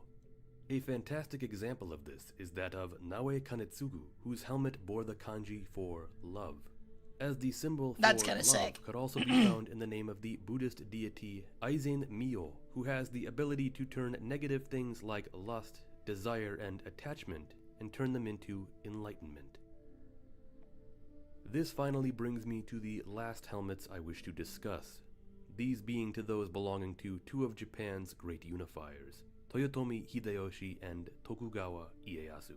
What are believed to be the helmets worn by two of the men who led the To drive out the impurities if they wanted to have good steel, yeah, pretty much. You did find a good video. Discussing the armor of Japan's great unifiers is that of the three of them, if we want to add in Nobunaga as well, is that really only Ieyasu's armor is still around.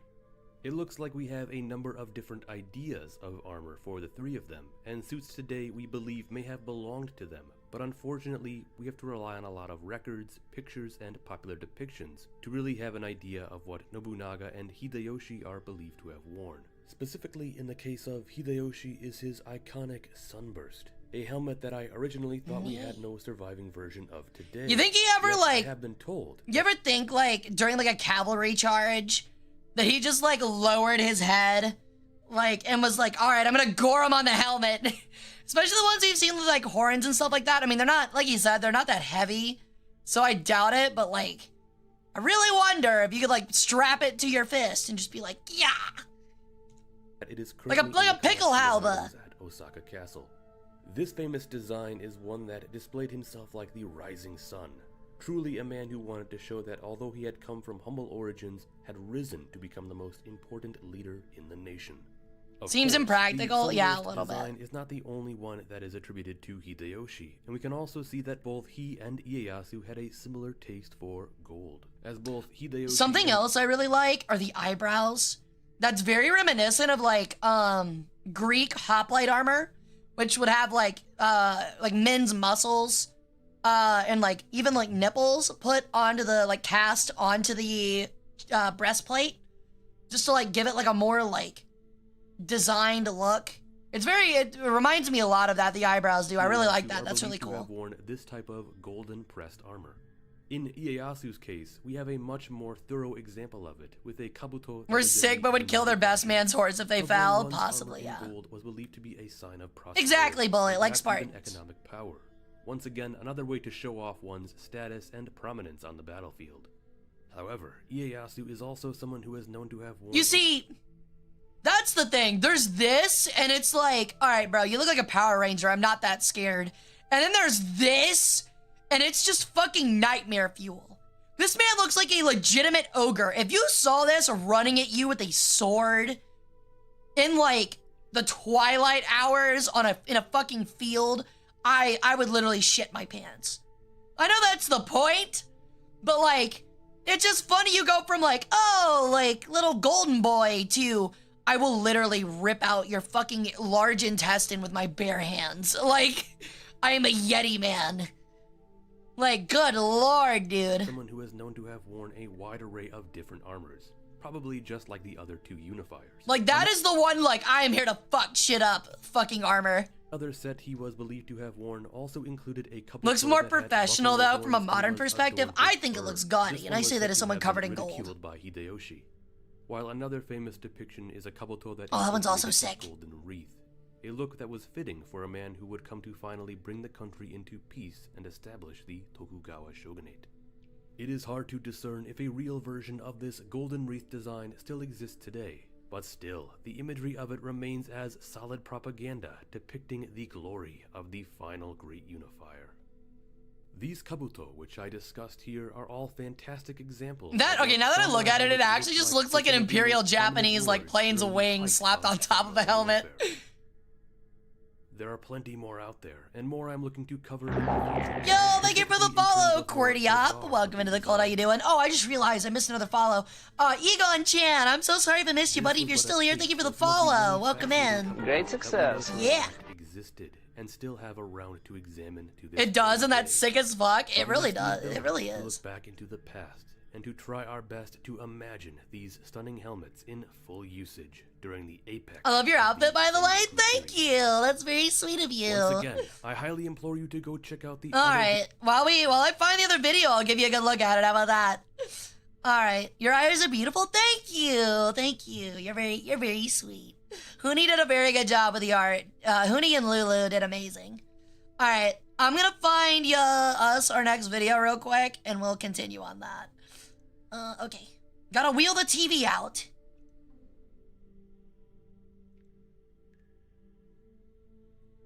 Alrighty. Let me see here.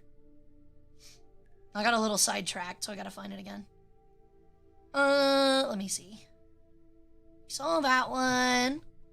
Trying to look for some shorter ones. A reminder, if you post a short, I am more likely to watch it. Just a reminder. I think these were from 2 weeks ago. Alright. We'll watch this short real quick. We've got like a couple shorts I'll line up. This bear was actually a soldier. This bear was actually a bear. Crazy. Alrighty. Boink. This bear was actually a soldier. But how? You see, it was 1942, and the 22nd Polish Artillery Company were passing through the mountains is of Iran Wolf Jack. on their Yeah, way I to know the this front one. lines to fight the Nazis. While passing through a town on their way, they were stopped by a young Iranian shepherd looking to trade with them for rations and a Swiss Army knife. When the Poles asked what he had to offer in return, the young shepherd produced a burlap sack containing an orphaned Syrian brown bear cub. What? Of all things, bro. Of all things. What? Huh? You're telling me this dude just walked up and he was like, trade? Would you like to trade? And the Polish guys are like, yeah, I guess so. What? We got some rations. What do you got? And he's like, oh, just some odds and ends, my friend. How about a small bear? And they're just like, you what? Yeah, sure, definitely. Just like, why do you have that? Why do you have that? Thank you for the follow, Holly May. Welcome into the cult. That's like literally this guy beat like an MMO boss and was like, got the fucking pet drop. And was like, oh yeah, I could definitely trade this for some like Newton, like some like granola bars and some powdered coffee. That's crazy, dude. That's actually insane. It's like, I wonder if he started off with that. Like, do you think he started off with that? Or do you think it was like, he's like, oh, you know, I've got like some opium and I've got, here's some books on like Islamic law, some of my old tunics, and they're all the Polish troops just like, no, I'm just not really feeling that. And then like there's a bear just in a bag at the end and they're like, is he for sale? And the guy just like turns around and is like thinking to himself, he's like, ooh, it's my brother's bear. They do have granola bars though. Absolutely, my friend. They just like trades it for like 4 granola bars. Like, that's crazy. Just literally a guy walking around with a bear in a sack. You see, this bear's mother was shot by hunters, which is how he ended up in a low-tech Pokeball being offered as A low-tech The Polish Pokeball. looked at the bear and, clearly seeing the potential for insane dad law, said, Damn good deal. Insane dad law. Hey, cowboy. Parted ways with their supplies in exchange for a f***ing Pokemon, adopting him into their ranks and naming him Wojtek. And the 22nd That's crazy. immediately set about raising this little man as a proper bear and soldier. Maggots! As a baby, they would feed him condensed milk out of an empty vodka bottle, as well as feeding him on the cartoon bear diet consisting of fruit, honey, and marmalade. They also Marmalade? who wasted no time in showing Wojtek how Damn good he deal. I'd make that deal. Would you make that deal, teaching Yudovich? his little cousin to wave, salute, and even march. That's sick. While not undergoing rigorous military training, Wojtek would hang out with the soldiers. He drank coffee with them in the morning, trained with them in the day, and when they all got shit-faced in the evening, he would f***ing wrestle with them. Oh You know how my much god. A brown bear has to love you to wrestle you? On top of double rations, they would also feed Wojtek treats in the form of beer and cigarettes. Oh my god, bro. Smoko. Eventually, Well, at least you know the bear wasn't heard about Mormon. this and we're having absolutely none of it. You see, pets were not Fucking allowed what? in the army, which meant Wojtek had to go. Or did he? Because the 22nd Artillery Company officially enlisted him. I'm doing my part. I'm doing my part. I'm doing my part.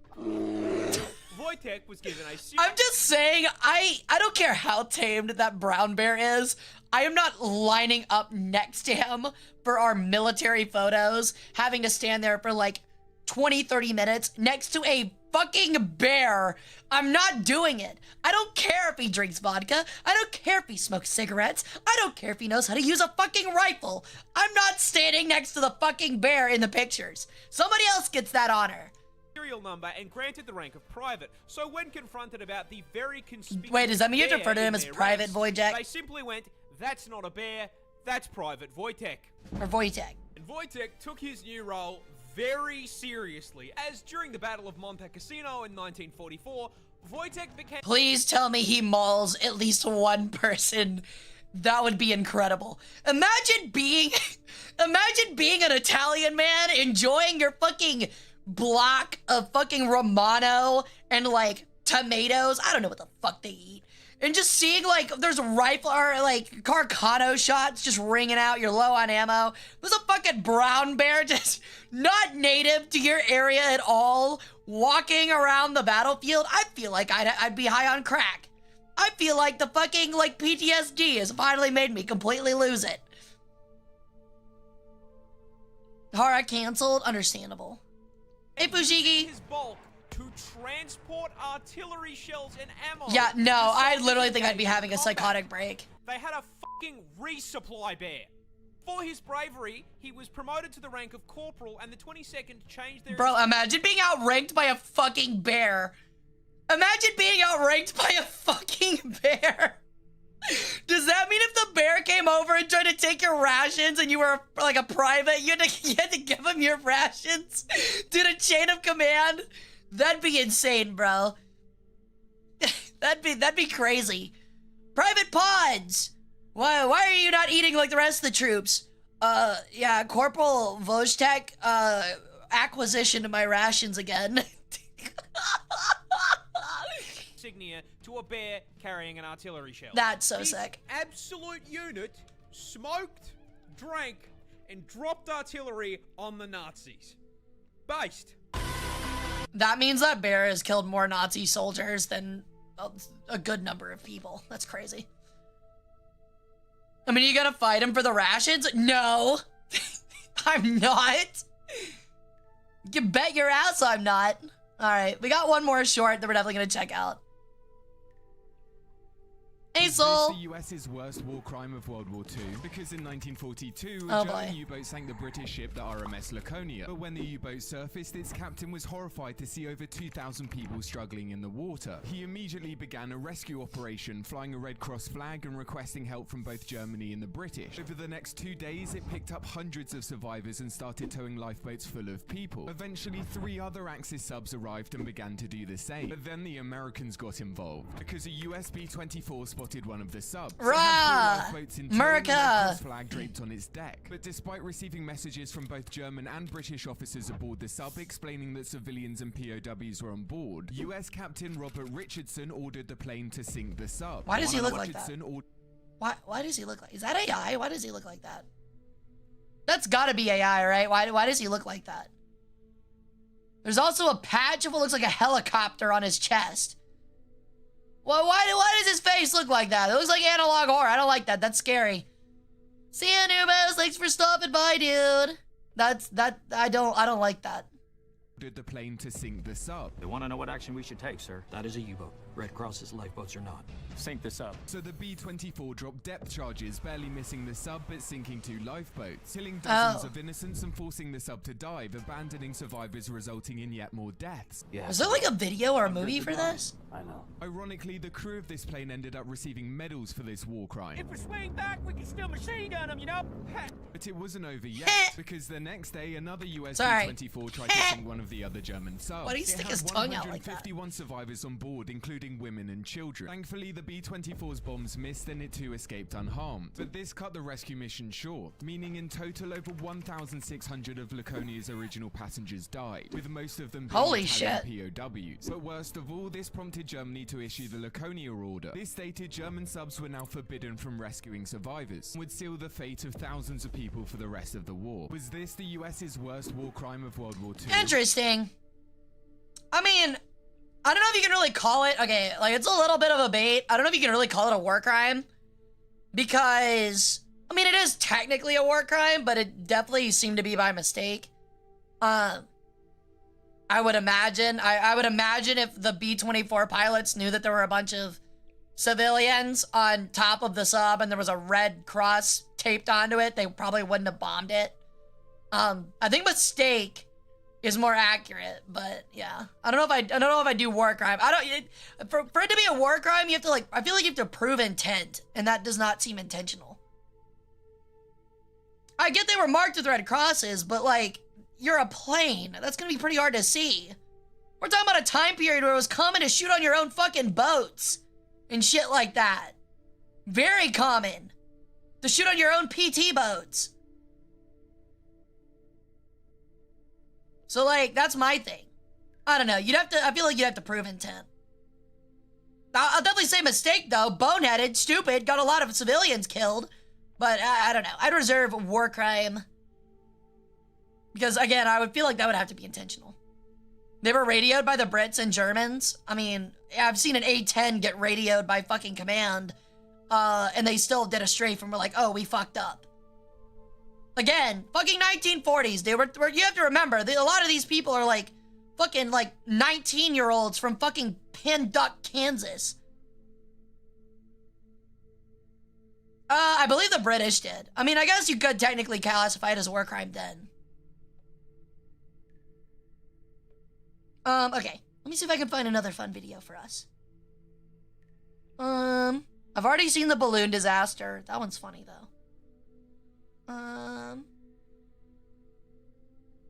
How long is this one? Fucking ads, lame. 9 minutes. We might do this one. I've already done it in one of Anubis's, though, so we might come back to this one.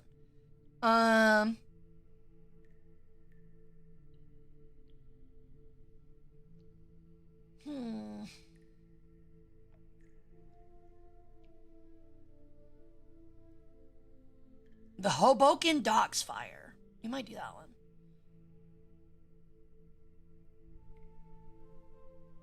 Yeah, we'll watch the, which one do I want to do? We'll do the 1900 Hoboken Docks fire. That sounds interesting. Oh, of course it doesn't protect you from international law. But I'd also argue that, like, again, 1940s, man. Those people definitely wouldn't have ever been prosecuted. U.S. never really cared about non-combatants in war all that much. I mean, if we're talking about World War II, like, obviously not. That it was kind of all-out war. If you're talking about afterwards, I would argue against that. At least to a degree. For Reddit and UK, I think I had it come up for mine the other day. Like, it's a good thing I'm not British. I thank God every day for that. And a tomb. On June 30th, 1900... That might have been different if they lost the war. I feel like that's an ignorant statement. Like, the Nazis and Imperial Japan got away with a lot of war crimes that could not be prosecuted by the Allies, for one.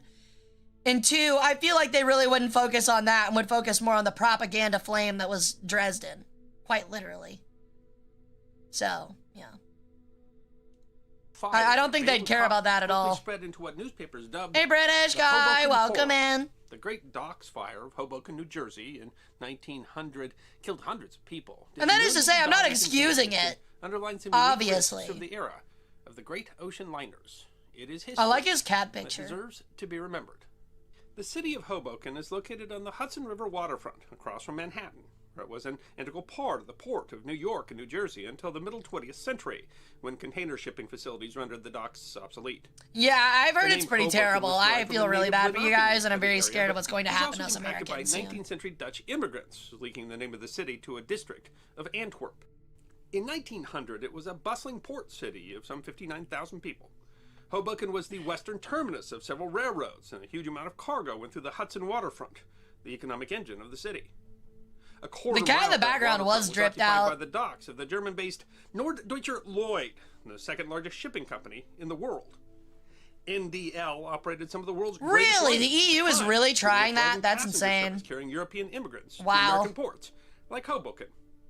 Liners of the NDL line were often docked at Hoboken. The NDL Hoboken docks is a were crazy warehouses name, by the way. Various types of cargo, including bales of cotton and barrels of various industrial liquids. Hey, such as Colacanth, oil, welcome in. How you carpet doing? The fire on the last day of June 1900 started in bales of cotton. The New York World reported the evening of the fire. A bale of cotton on Pier 2 of the North German Lloyd's long deck suddenly burst into flames. The flammability of cotton has been researched many times. The flammability of bales of cotton has actually been demonstrated to be quite low, especially if densely packed. A Interesting. 1954 report by the British Department of Scientific and Industrial Research and Fire Officers Committee Joint think it'd Fire be really Research easy. Organization concluded that spontaneous ignition of cotton bales is unlikely. However, the report notes cotton bales may be ignited by the usual accidental sources, such as careless smoking and sparks from locomotives. In Yeah, addition, that sounds very accurate. I feel like there were a lot of fires prior to like 1930, 1920, just because people just really did not give a shit about smoking around flammable things. I don't know why. I feel like that is like such a common sense kind of thing. That it'd literally be like, yeah, we're literally moving like gasoline by hand. Like I'm literally pooling it into my hands and throwing it to another guy. But I thought I'd, take a smoke break in the middle of it. What do you mean everybody exploded? friction and impact between the steel ties and adjacent bales, and the fracture of ties has been cited as causes of frequent fires which occur during the carriage of cotton bales by rail in the United States. What's more, a bale that has been ignited might smolder for a good deal of time. The report talks about so-called hot bales, which have small locks of cotton Hot that bales. have been ignited in the gin by friction or sparks and have escaped detection. These so-called fire-packed or hot bales may continue to smolder in the interior for days or weeks without any outward sign of fire until eventually interesting. the smoldering reaches the surface and breaks into flame. It isn't known exactly how the bale of cotton on the NDS dock caught fire that day. An investigation by the Bremerhaven Board of Shipping reported in the New York Times. Shit, honestly, for the time period, it could have just been flat-out arson. People were weird. But was probably carelessness. The world Literally, you'd have like a fucking 14-year-old that would be like, yeah, I'm pretty bored. How about I throw this lantern into this fucking shack full of cotton and see what happens? just literally toss it in there. Be like, all right, that's cool. Not my problem. I got some popcorn. What are we learning about at this moment? Some disaster about a bunch of hobos burning or something like that. That the fire was discovered at 4 o'clock. Thank you, but it Jadelle. had been smoldering for some time. Whatever spark ignited the bales, the fire, once noticed, spread quickly. The New York Times wrote, without a warning, a fire started in the midst of the cotton, about 1/3 way out on Would the have been pier. me lighting a And the random strong fire. wind instantly I don't fanned want anyone in this chat acting like if they didn't live in like the 1840s that they wouldn't commit fucking crimes. I'm gonna be honest, like maybe that makes me a bad person. He sure did. Obviously, I don't mean like violent. Well, I mean, I guess arson is technically a violent crime. I don't mean like crimes as in like murder or anything like that. But I'm gonna be honest, I'd steal the occasional apple from Roger down the street at his market stall. I'd like shoplift a little bit. Excellent! Yeah, excellent. I'd be a dumb fucking 15-year-old and set shit on fire for no good reason, possibly causing hundreds of thousands of deaths in the city of London. and billions, trillions of dollars in damages just because I thought throwing a lantern in a shack full of hay would be kind of neat. Can I really be blamed for that? I don't think so. I would be stealing here and there, honestly. Flame into a roaring, devouring blaze. Crime must have been so fucking easy, dude. The huge shed was piled high with cotton, ready for shipment, and near it were hundreds of barrels of oil. I mean, to be fair, you could do giant bonfires right now. Along the cotton bales, as if by a train of powder. Reaching the oil, it burst into a roar, and barrel after barrel exploded. The New York Evening Graphic wrote, crowded with merchandise of every description, the dock buildings, light wooden structures, burnt like tinder. Barrels of oil and spirits exploded and spread the fire to the shipping. The San Francisco Call reports that in less than 15 minutes, the flames covered an area a quarter of a mile long. That's crazy. From the actual shoreline to the bulkheads from 600 to 1,000 feet You away. you really could though, Moth. You could literally you could become the public jackass and straight up beat the shit out of half the people in town, move to the next town and be the nicest guy ever. It's fucking insane. That time period was crazy. The Times reported that an alarm was turned or blame it on a by witch. The policeman on the pier, and the Hoboken firemen were on the ground within 3 or a minutes demon. after the discovery of the fire. But it gained headway with such incredible rapidity that the 3 piers of the North German Lloyd line were already beyond Hey, Otan. Hey, buddy, I'm not gonna ask again. Remember what I said about no modern politics? Let's stop. Thank you. Let's stop, bro. Thank you. Hey, Anamarchy.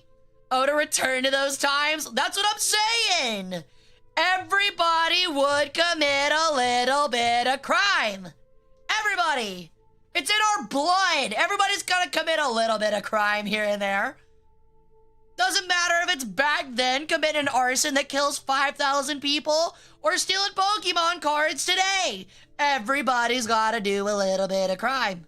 Just a little bit. You gotta live on your wild side a little bit. The world opined the destruction of the North German Lloyd's immense plant seemed like obviously minor stuff. I'm not talking about murder here. Or things that rhyme with grape.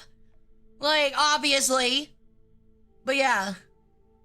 And the local fire department was unable to I can't be blamed for the crimes I've committed across 5,000 years of history. If you could commit a crime in every major civilization, you'd do it too. So don't blame me. It's in my nature. Came from all parts of the river and harbor to aid. The fire moved so quickly that workers on the pier were cut off. If you knew you wouldn't get caught, you would do the crime. I mean, for something. Revealed that there were great gangs of workmen on the piers, and these, together with the number of people, and nobody knew for 37 years. Yeah, sounds about right. In all directions. As all means of exit were cut off by the flames, they were forced to jump overboard, and it's believed that a great number were drowned. I don't want anybody that's not in this chat typically coming in and watching and being like, no, I'm morally pure. I would not even steal a single broccoli stem from a market stall. Bullshit! Bullshit, bro! 100% bullshit. You'd be walking along that market stall, you'd be like, man, it's like a 25-minute walk back home, and I'm a little hungry. I could use a snack, but I spent all my money on this, I don't even know. What the fuck did they spend? What the fuck did they stupidly spend money on back then? I spent all my money on this, on these, recobbled shoes. You know what? It couldn't hurt a little bit to take a little handful of olives. Yeah, there we go. Okay, for example, in history in the Mediterranean, it was actually incredibly common. Insanely common. You would not believe how common it was in the ancient Mediterranean for regular fucking people that lived on the coast to create fake lighthouses so that merchant ships would get lost, beach on the shore, kill the entire crew, and then the farmers would come in and just steal all of the cargo. It was really common. It was an epidemic. It was extremely common. So if people were willing to do that shit, I am willing to bet that every single person back then stole a little bit at least. I definitely didn't commit crimes during censored due to modern political activity. Anyway, my Aunt Aoife was in town that day. Was a good day. Exactly. Let's just say everybody back then at least had a couple 5-finger 100% off coupons. Normal people would do it. Just straight up normal people. Just normal, poverty-stricken people. San Francisco call goes on. Crowds of dock laborers and also employees of the companies were on all the piers. The people on the piers jumped into the water. Literally, Joe fucking Schmo got fucking tired of growing corn. His fucking, like, I don't know, his fucking olive crop fucked up for the year. So he's like, oh well, fuck it, I guess I'm committing murder and stealing shit off a boat.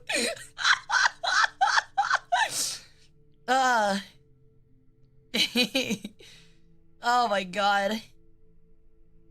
As a kid, it was the best way to steal metal dust caps off tires for your bike. Yeah, pretty much.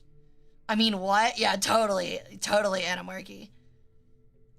Huddled under the piers, clinging to the supports, only to be suffocated by the flames or to drop back into the water from exhaustion. The scale of the tragedy was quickly obvious. The account in the graphic said, yo, thank you for the follow, 1005 Gerard. Welcome into the cult. Awful scenes and swift destruction of property which marked the last day of June. In New York, in the bright summer sunshine looking across the Hudson, a sudden whirlwind of smoke told of an immense conflagration. The next day, the Indianapolis Sunday Journal read, those who gathered along the shores of the Hudson River to witness the fire saw a spectacle they will never forget, and it will have a place in the history of New York. Video reminds me of when the Lake Erie caught fire. Really apocalyptic. Interesting. River and bay were enveloped in a pall of black smoke, through which angry flames, bursting as from volcanoes on the Jersey Shore and in the water itself. I mean, it makes sense, Jack, in my opinion. I don't know, maybe it's, I mean, to be fair, in the United States, you get a misdemeanor for petty theft, to the point to where, like, it's so small that most people, like, won't even arrest you for it. Which, like, if it's truly out of necessity, like, I don't blame people for stealing, like, food. I really don't. And even then, who really... this might be a controversial statement, but who really cares about a little bit of petty theft? And I'm not saying that from, like, some point of view where it's like, well, the corporations make a lot of money. No, I'm not even coming from, like, that angle. I just mean, like, bro, it's like a $5 stick of deodorant. Like, I know it's not a good thing, and we shouldn't allow it, obviously, but, like, are you really gonna arrest somebody over a $5 stick of deodorant? Let's be for real. Do what everybody else does. Let them steal a couple things multiple times, catch it all on video, and then hit them with a class action. There you go. This was only the beginning, as the fire reached the ships at the docks. The Bamberg Herald of Bamberg, New Jersey reported, at the docks of the North German Lloyd were the Sala, a single-screw passenger ship of 4,965 gross tons. The Bremen, a two-screw... Yeah, and that's the thing. If somebody's stealing, like, baby food formula, bro, like, I promise you, they're not trying to fucking... They're not baby food scalpers, man. Like, they just need it. Yeah, it's called shrink, and companies plan for it, exactly. But the largest ship at the NDS docks was the 14,349-ton Kaiser Wilhelm de Grosse, generally considered to be the world's first superliner and holder at the time of the blue ribbon for the world's fastest transatlantic crossing. The ETB rate for baby food is prime 100%. And they did not have time to build up steam and move under their own power. As the blaze roared, they needed tugboats to pull them from the... Let me get the hollow formula card. The fire occurred on a Saturday, considered a half holiday, and therefore none of the ships were prepared for departure. I heard they were releasing limited edition blueberry breast milk flavored baby formula at Kroger this weekend. We gotta get down there. We gotta make sure we are there in line at like 7 a.m. so that when it opens at 8 a.m. we're at the front of the line to be able to make sure we're able to buy the entire pallet of blueberry breast milk. That way we can resell it on eBay for like double the price. Trust me, dude, I've been running this fucking scheme for like 5 fucking years. I'm living off of it. I got a whole blueberry breast milk empire. There's nothing that these fucking moms can do to stop me. I am a menace. A menace. I am the blueberry breast milk trafficking queen of the East Side, man. I got my own little fucking racketeering job going on and everything. I got people on the inside telling me when they're restocking the pallets. There's actually breast milk flavored ice cream now. That's disgusting. The timing was fortunate, as the Weekly Insurance Register noted. Why are you the pimp of Arlen, Texas? I'm the pimp of other places than Arlen, Texas, thank you. Would have been far greater. The fire moved quickly to the ships. The Times reported the strong wind. That is almost insane, induced the Exile. flames That's across crazy. the narrow strip of water into the cabins of the Sale, crossed Pier 2 to seize hold of the Bremen, leaped thence to the Kaiser Wilhelm de Grosse, and catching Pier 1 on their folds, laid hold on the main. Hara The river never was full change, of I toss, promise. And the Kaiser Wilhelm de Grosse was the first of the steamers they pulled from the pier. The Times described the rescue. The first ship to get clear of the burning pier was the Kaiser Wilhelm de Grosse, aboard which were many visitors. At the first cry of fire, the visitors were hurried ashore by the officers of the steamship, and the crew summoned to their post, cut the boat loose. But there was not enough steam to move up the great vessel, and it was not until the tug's president and Sarah E. Easton made fast at the stern that the vessel began moving slowly out of its nest of fire, Oh, with its shit. outer woodwork ablaze. The ship was almost stuck, but for the quick action of a crewman. The Times continued. The last man to escape from Pier 1 was Eric Sorensen, seaman on the Kaiser Wilhelm de Grosse. A single steel hawser overlooked in the excitement held the vessel, and sliding down to the burning pier, he Hara loosened the it and blueberry dashed breast safely through a milk passage trafficking way queen. That's what I'm calling you from here on out. Add it to the titles. Add it to the titles, mods. Add it to the titles. The great liner was largely undamaged, despite the loss of 2 sailors and the scullery man. The damage was light. The Times quoted the ship's captain, Heinrich Engelbert. "We were very lucky. $1,000 will cover the damage to this ship. It will be expended principally for paint. We will sail tomorrow, as advertised." But the Bremen, Sala, and Maine did not fare so well. While the flames on the Kaiser Wilhelm de Grosse were extinguished with little difficulty after slight damage, the World noted, the Sala, though, was afire from stem to stern when she was freed from her moorings. The graphic described the dismal scene. Far different was the fate of the other vessels. The Sala floated downstream and is stranded on the mud of the Weehawken shore.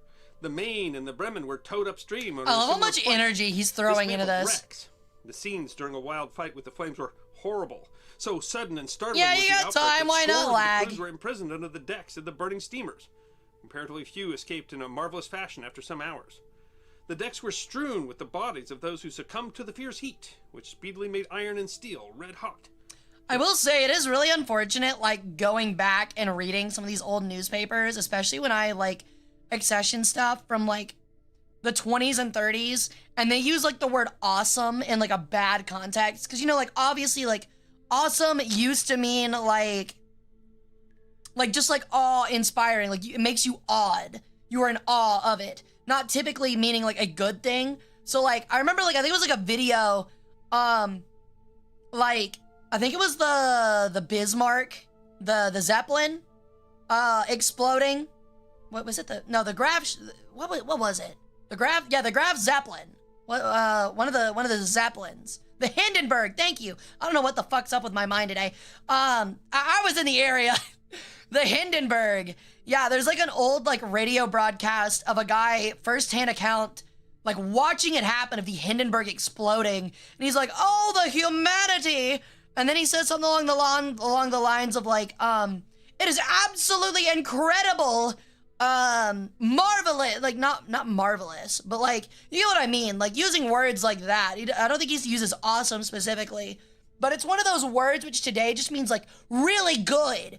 And like, it's really, the wording is really unfortunate. It's really bad. Numbers of others leapt into the water, only to meet It death. makes it sound like he's excited for a minute. The fires were so hot that the Leader Telegram of Eau Claire, Wisconsin reported that of the many dead, no trace can or will ever be found. Their bodies have been reduced to ashes in the furnace. The first officer of the Sala, a man named Schaefer, was quoted in the New York Times. I made for the lower deck. When I reached there, I saw nothing but fire. It was raging everywhere. Red, black, horrible. The smoke almost blinded me. Fire? At last I shouted orders. Oh, I guess he means the smoke. By that time, the fire was everywhere. It's like black fire, bro. I think you have bigger problems than a sinking ship if you see black fire. That means like a fucking Uchiha's on board and you got bigger fucking issues. That flame's eating everything. No wonder they couldn't get shit away from it. It was the fucking Amaterasu. Getting too hot for us to stay aboard, so we jumped over the sides. Many were caught below decks, where the portholes were too small to allow escape. The Times quoted U.S. Navy Rear Admiral George Melville, who boarded one of the tugboats. He said, as we approached the Sala's side, we saw numerous persons between the burning decks above, and also between the bulkheads of the lower decks, trying to get through the miserable little airports or deadlights. Oh, no, I agree, 8 or 9 inches Exiled. in diameter. But I mean, like, it's just, his word usage was unfortunate. Suddenly, Not for a his naked time, but arm for emerged ours. from the hole, and a voice shouted something in German. None of the boatmen understood the words, but the murky red fire that formed a background to the arm told them that its owner was burning slowly. Oh, God. The San Francisco Call summarized the scene at the end of the day. And through the pall of smoke, a great crimson sun, enlarged to thrice its size by the haze, glared like an enormous eye as it slowly sank in the west. Such was the tremendous spectacle presented on the surface of the Hudson River, as if it had been some holiday pageant. It was made tragic by the realization that in that smoke and beneath the turbid waters, scores of lives had been lost or were in their last desperate struggle. Hara mentioned? Really? Hospitals were overrun with the wounded. Death I didn't was hear difficult it. to count. The Sunday Journal reported, all the hospitals in Hoboken and this city are crowded with the victims of the fire. There are scores of men burned so badly that little hope is Oh, entertained really? That's for their sick. recovery. I must have missed it. The Sala eventually sank. When it was refloated, the remains of 99 charred victims were recovered. The final number will never be known, but at least 326 people were known to have died.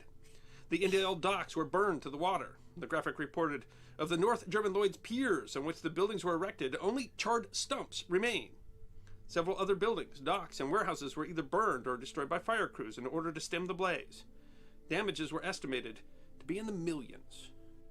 In an astounding... Like millions that time or our time? Coal trimmers who had hidden in a coal bunker aboard the SS Maine were discovered alive and rescued. I really like his bow tie. In what the New York And Times his described glasses. as He's very well put together. I like his look. A naval board of inquiry in Germany faulted the New York City tugboats, who they claimed were uncooperative and refused various requests for assistance.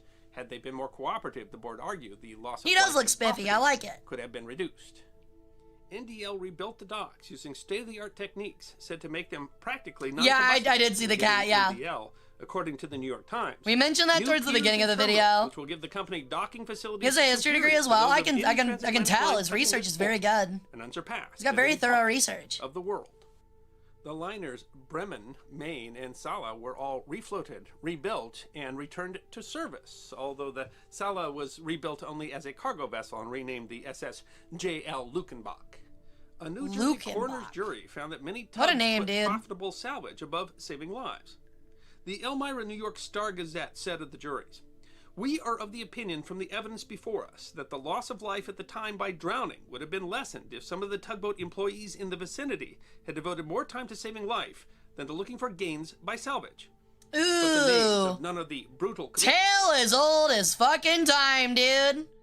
Tale as old as fucking time. Shit got fucked up because you couldn't stop looting. Tried to take advantage of the situation, and it got more people killed. That goes all the way back to ancient times, dude. That is extremely common throughout human history. Ooh, a piece of candy. Meanwhile, the entire room around them's on fire.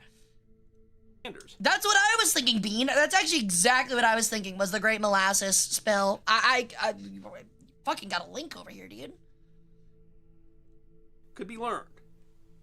Despite some opposition from shipbuilders after the Hoboken fire, new ships generally were required to be built with portals that were at least 11 inches by 13 inches to more realistically facilitate escape.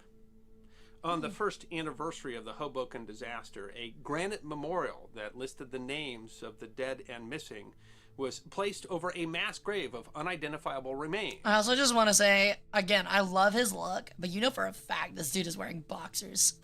Like, under the table. Like, bro's probably got, like, no pants or shoes on, and that's what I would do, honestly. I'd be rocking that daily. In Flower Hill Cemetery in North Bergen, New Jersey. I hope you enjoyed this episode of the History Really cool video, though. Make sure you guys go check out the History Guy. History deserves to be remembered. That was a really good video. I really enjoyed that. All right. I think that was the last one for tonight. We'll hang out and chat for a little bit. We got a little bit more time to go. So we'll hang out and chat for a little bit. I hope you guys liked the videos. I liked them. Which one was your guys' favorite? Which one did y'all like the most? I think mine was the samurai helmets. I did like the last video a lot, but the samurai helmets were really neat. That was really fucking cool. The London beer flood? I don't think I've heard about that one, actually. I know about the Great Molasses Flood, but I don't know anything about the London beer flood. Yeah, the samurai helmets were really cool. I didn't realize they were that diverse. I mean, I probably should have assumed that, like, each, like, significant person would obviously have, like, different livery on their stuff, but...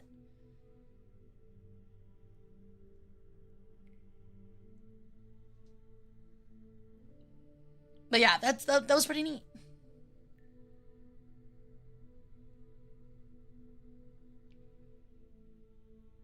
The samurai one was interesting. That's what I'm saying, dude. That's what I'm saying.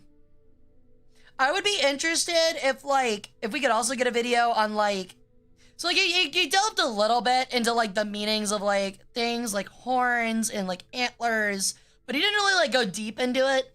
I would really like to know if there's like a video where he does like a deep dive on, and I think that's one of the videos he recommended, which we might watch another day.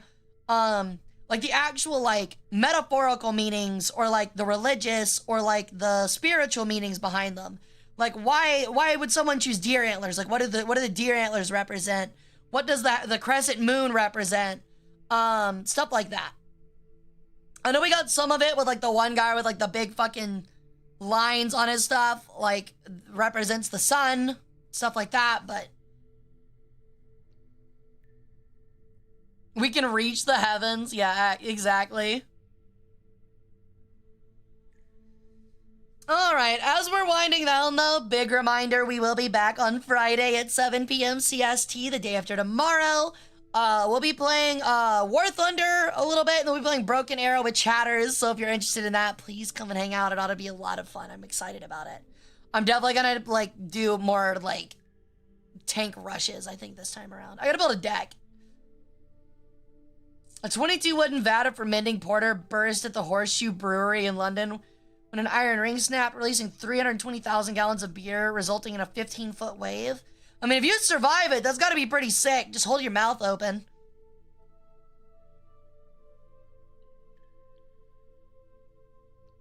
Also, what did the samurai helmets look like that were not top of the line? He did show some of those. They were like pretty basic. They just kind of lacked like extra accentuation from what I understood. Like they looked very similar to like, I mean, they looked like the same type of helmet as like a shogun would. Or like the very important ones were. But just without like any livery.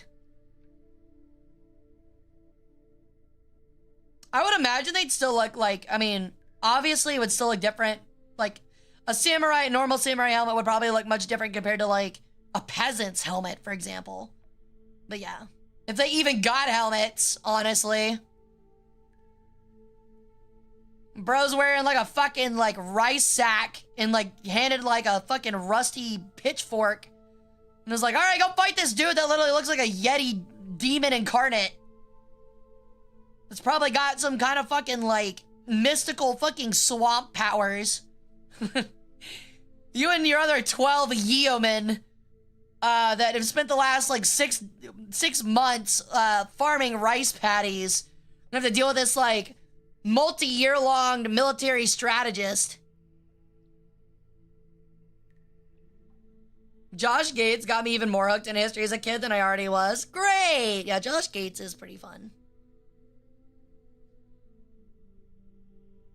Sheesh, Neckos. You're going deep into it. That's crazy. I'm really honored that you'd be... Hey! I win. But that is really kind of you, Neckos. Ugh. I actually saw in a book once they had lacquered paper armor. What would paper do against it? Well, let me guess. Brendan! Spring cleaning. Oh, okay. Well, that's broken. Good to know. I love when things break. That's annoying as hell. Sorry about that, guys. I guess he missed. Ow. That one works. Sometimes Mix It Up doesn't like connecting to tits, so. Don't forget to preen yourself before bed. Dude, I'm gonna be honest. I'm gonna eat half this fucking sleeve of Pringles and I'm passing the fuck out. Yo! Stop pelting me!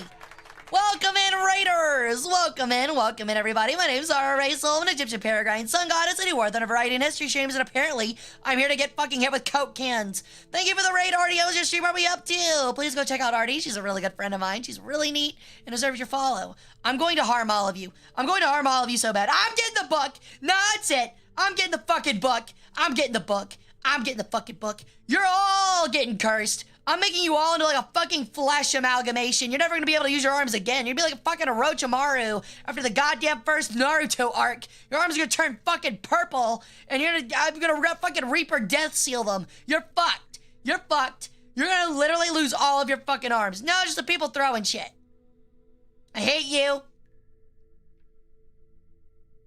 Where do you guys even get this shit? God. Imagine having like 5 minutes. Ow! The whole coffin? Really? Really? Are we being for real right now? Good lord. Can't draw cursed underwear if I ain't got no arms. Learn with your feet. Well. Fucking mean. It doesn't work. Loser.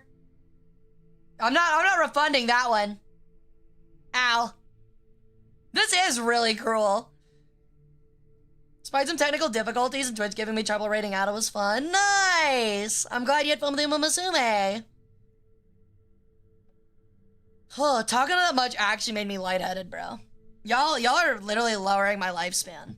Which is eons, but still, you're lowering it. Swear to God, each stream is like having like a McDonald's hamburger. Sun Tzu said that. You sure did. It fucking takes a year off my life. Throwing stuff at Hara, favorite thing to do. All right, that's fucked up. No, that's fucked up, dude. I don't like that. That's pretty fucked up. Fucking hit me with shit. It's abuse. It's abuse, man. It's fucking abuse. Whatever. No, I see how it is. I see how it is. I'm just a clown.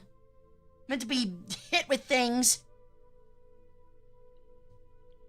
I plead the fifth. You're about to...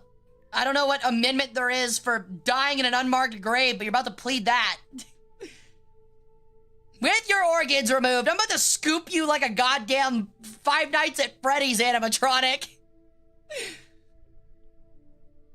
Funnily, in the late medieval ages, inside... He sure did.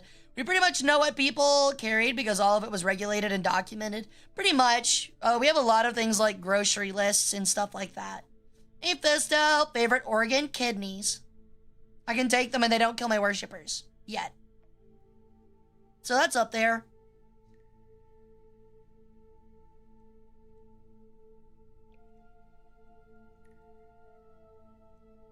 Definitely up there.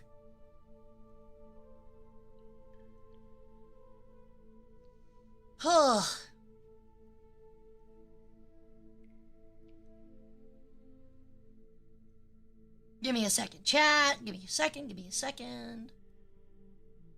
All right. All righty.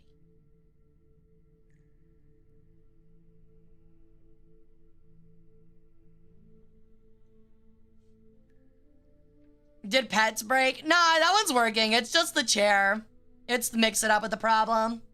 Actually, apparently mix it up isn't the problem because somebody tic-tac-toed me. I don't know what's going on. Things are acting weird.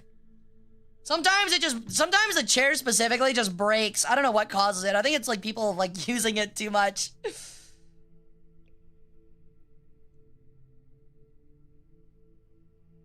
Like I said, I like to go out on projects like this and make it as best as I can. I'm the same way. I'm not really a half-asser. Pizza's broken too. Oh, great. I'll remind myself to fix those. Yo, thanks for the follow, cowboy. Welcome into the cult. How you doing? I will give myself the reminder to fix those. Hey! Alright. I'm tired. I'm hungry. We're gonna find somebody to raid out to. I think we're gonna raid out to Vexoria. So you guys go have fun with her. She's got a new model. She's also Egyptian. She's really fucking rad. Let me make sure I get her name right. Hold on. Give me a moment. Give me a moment.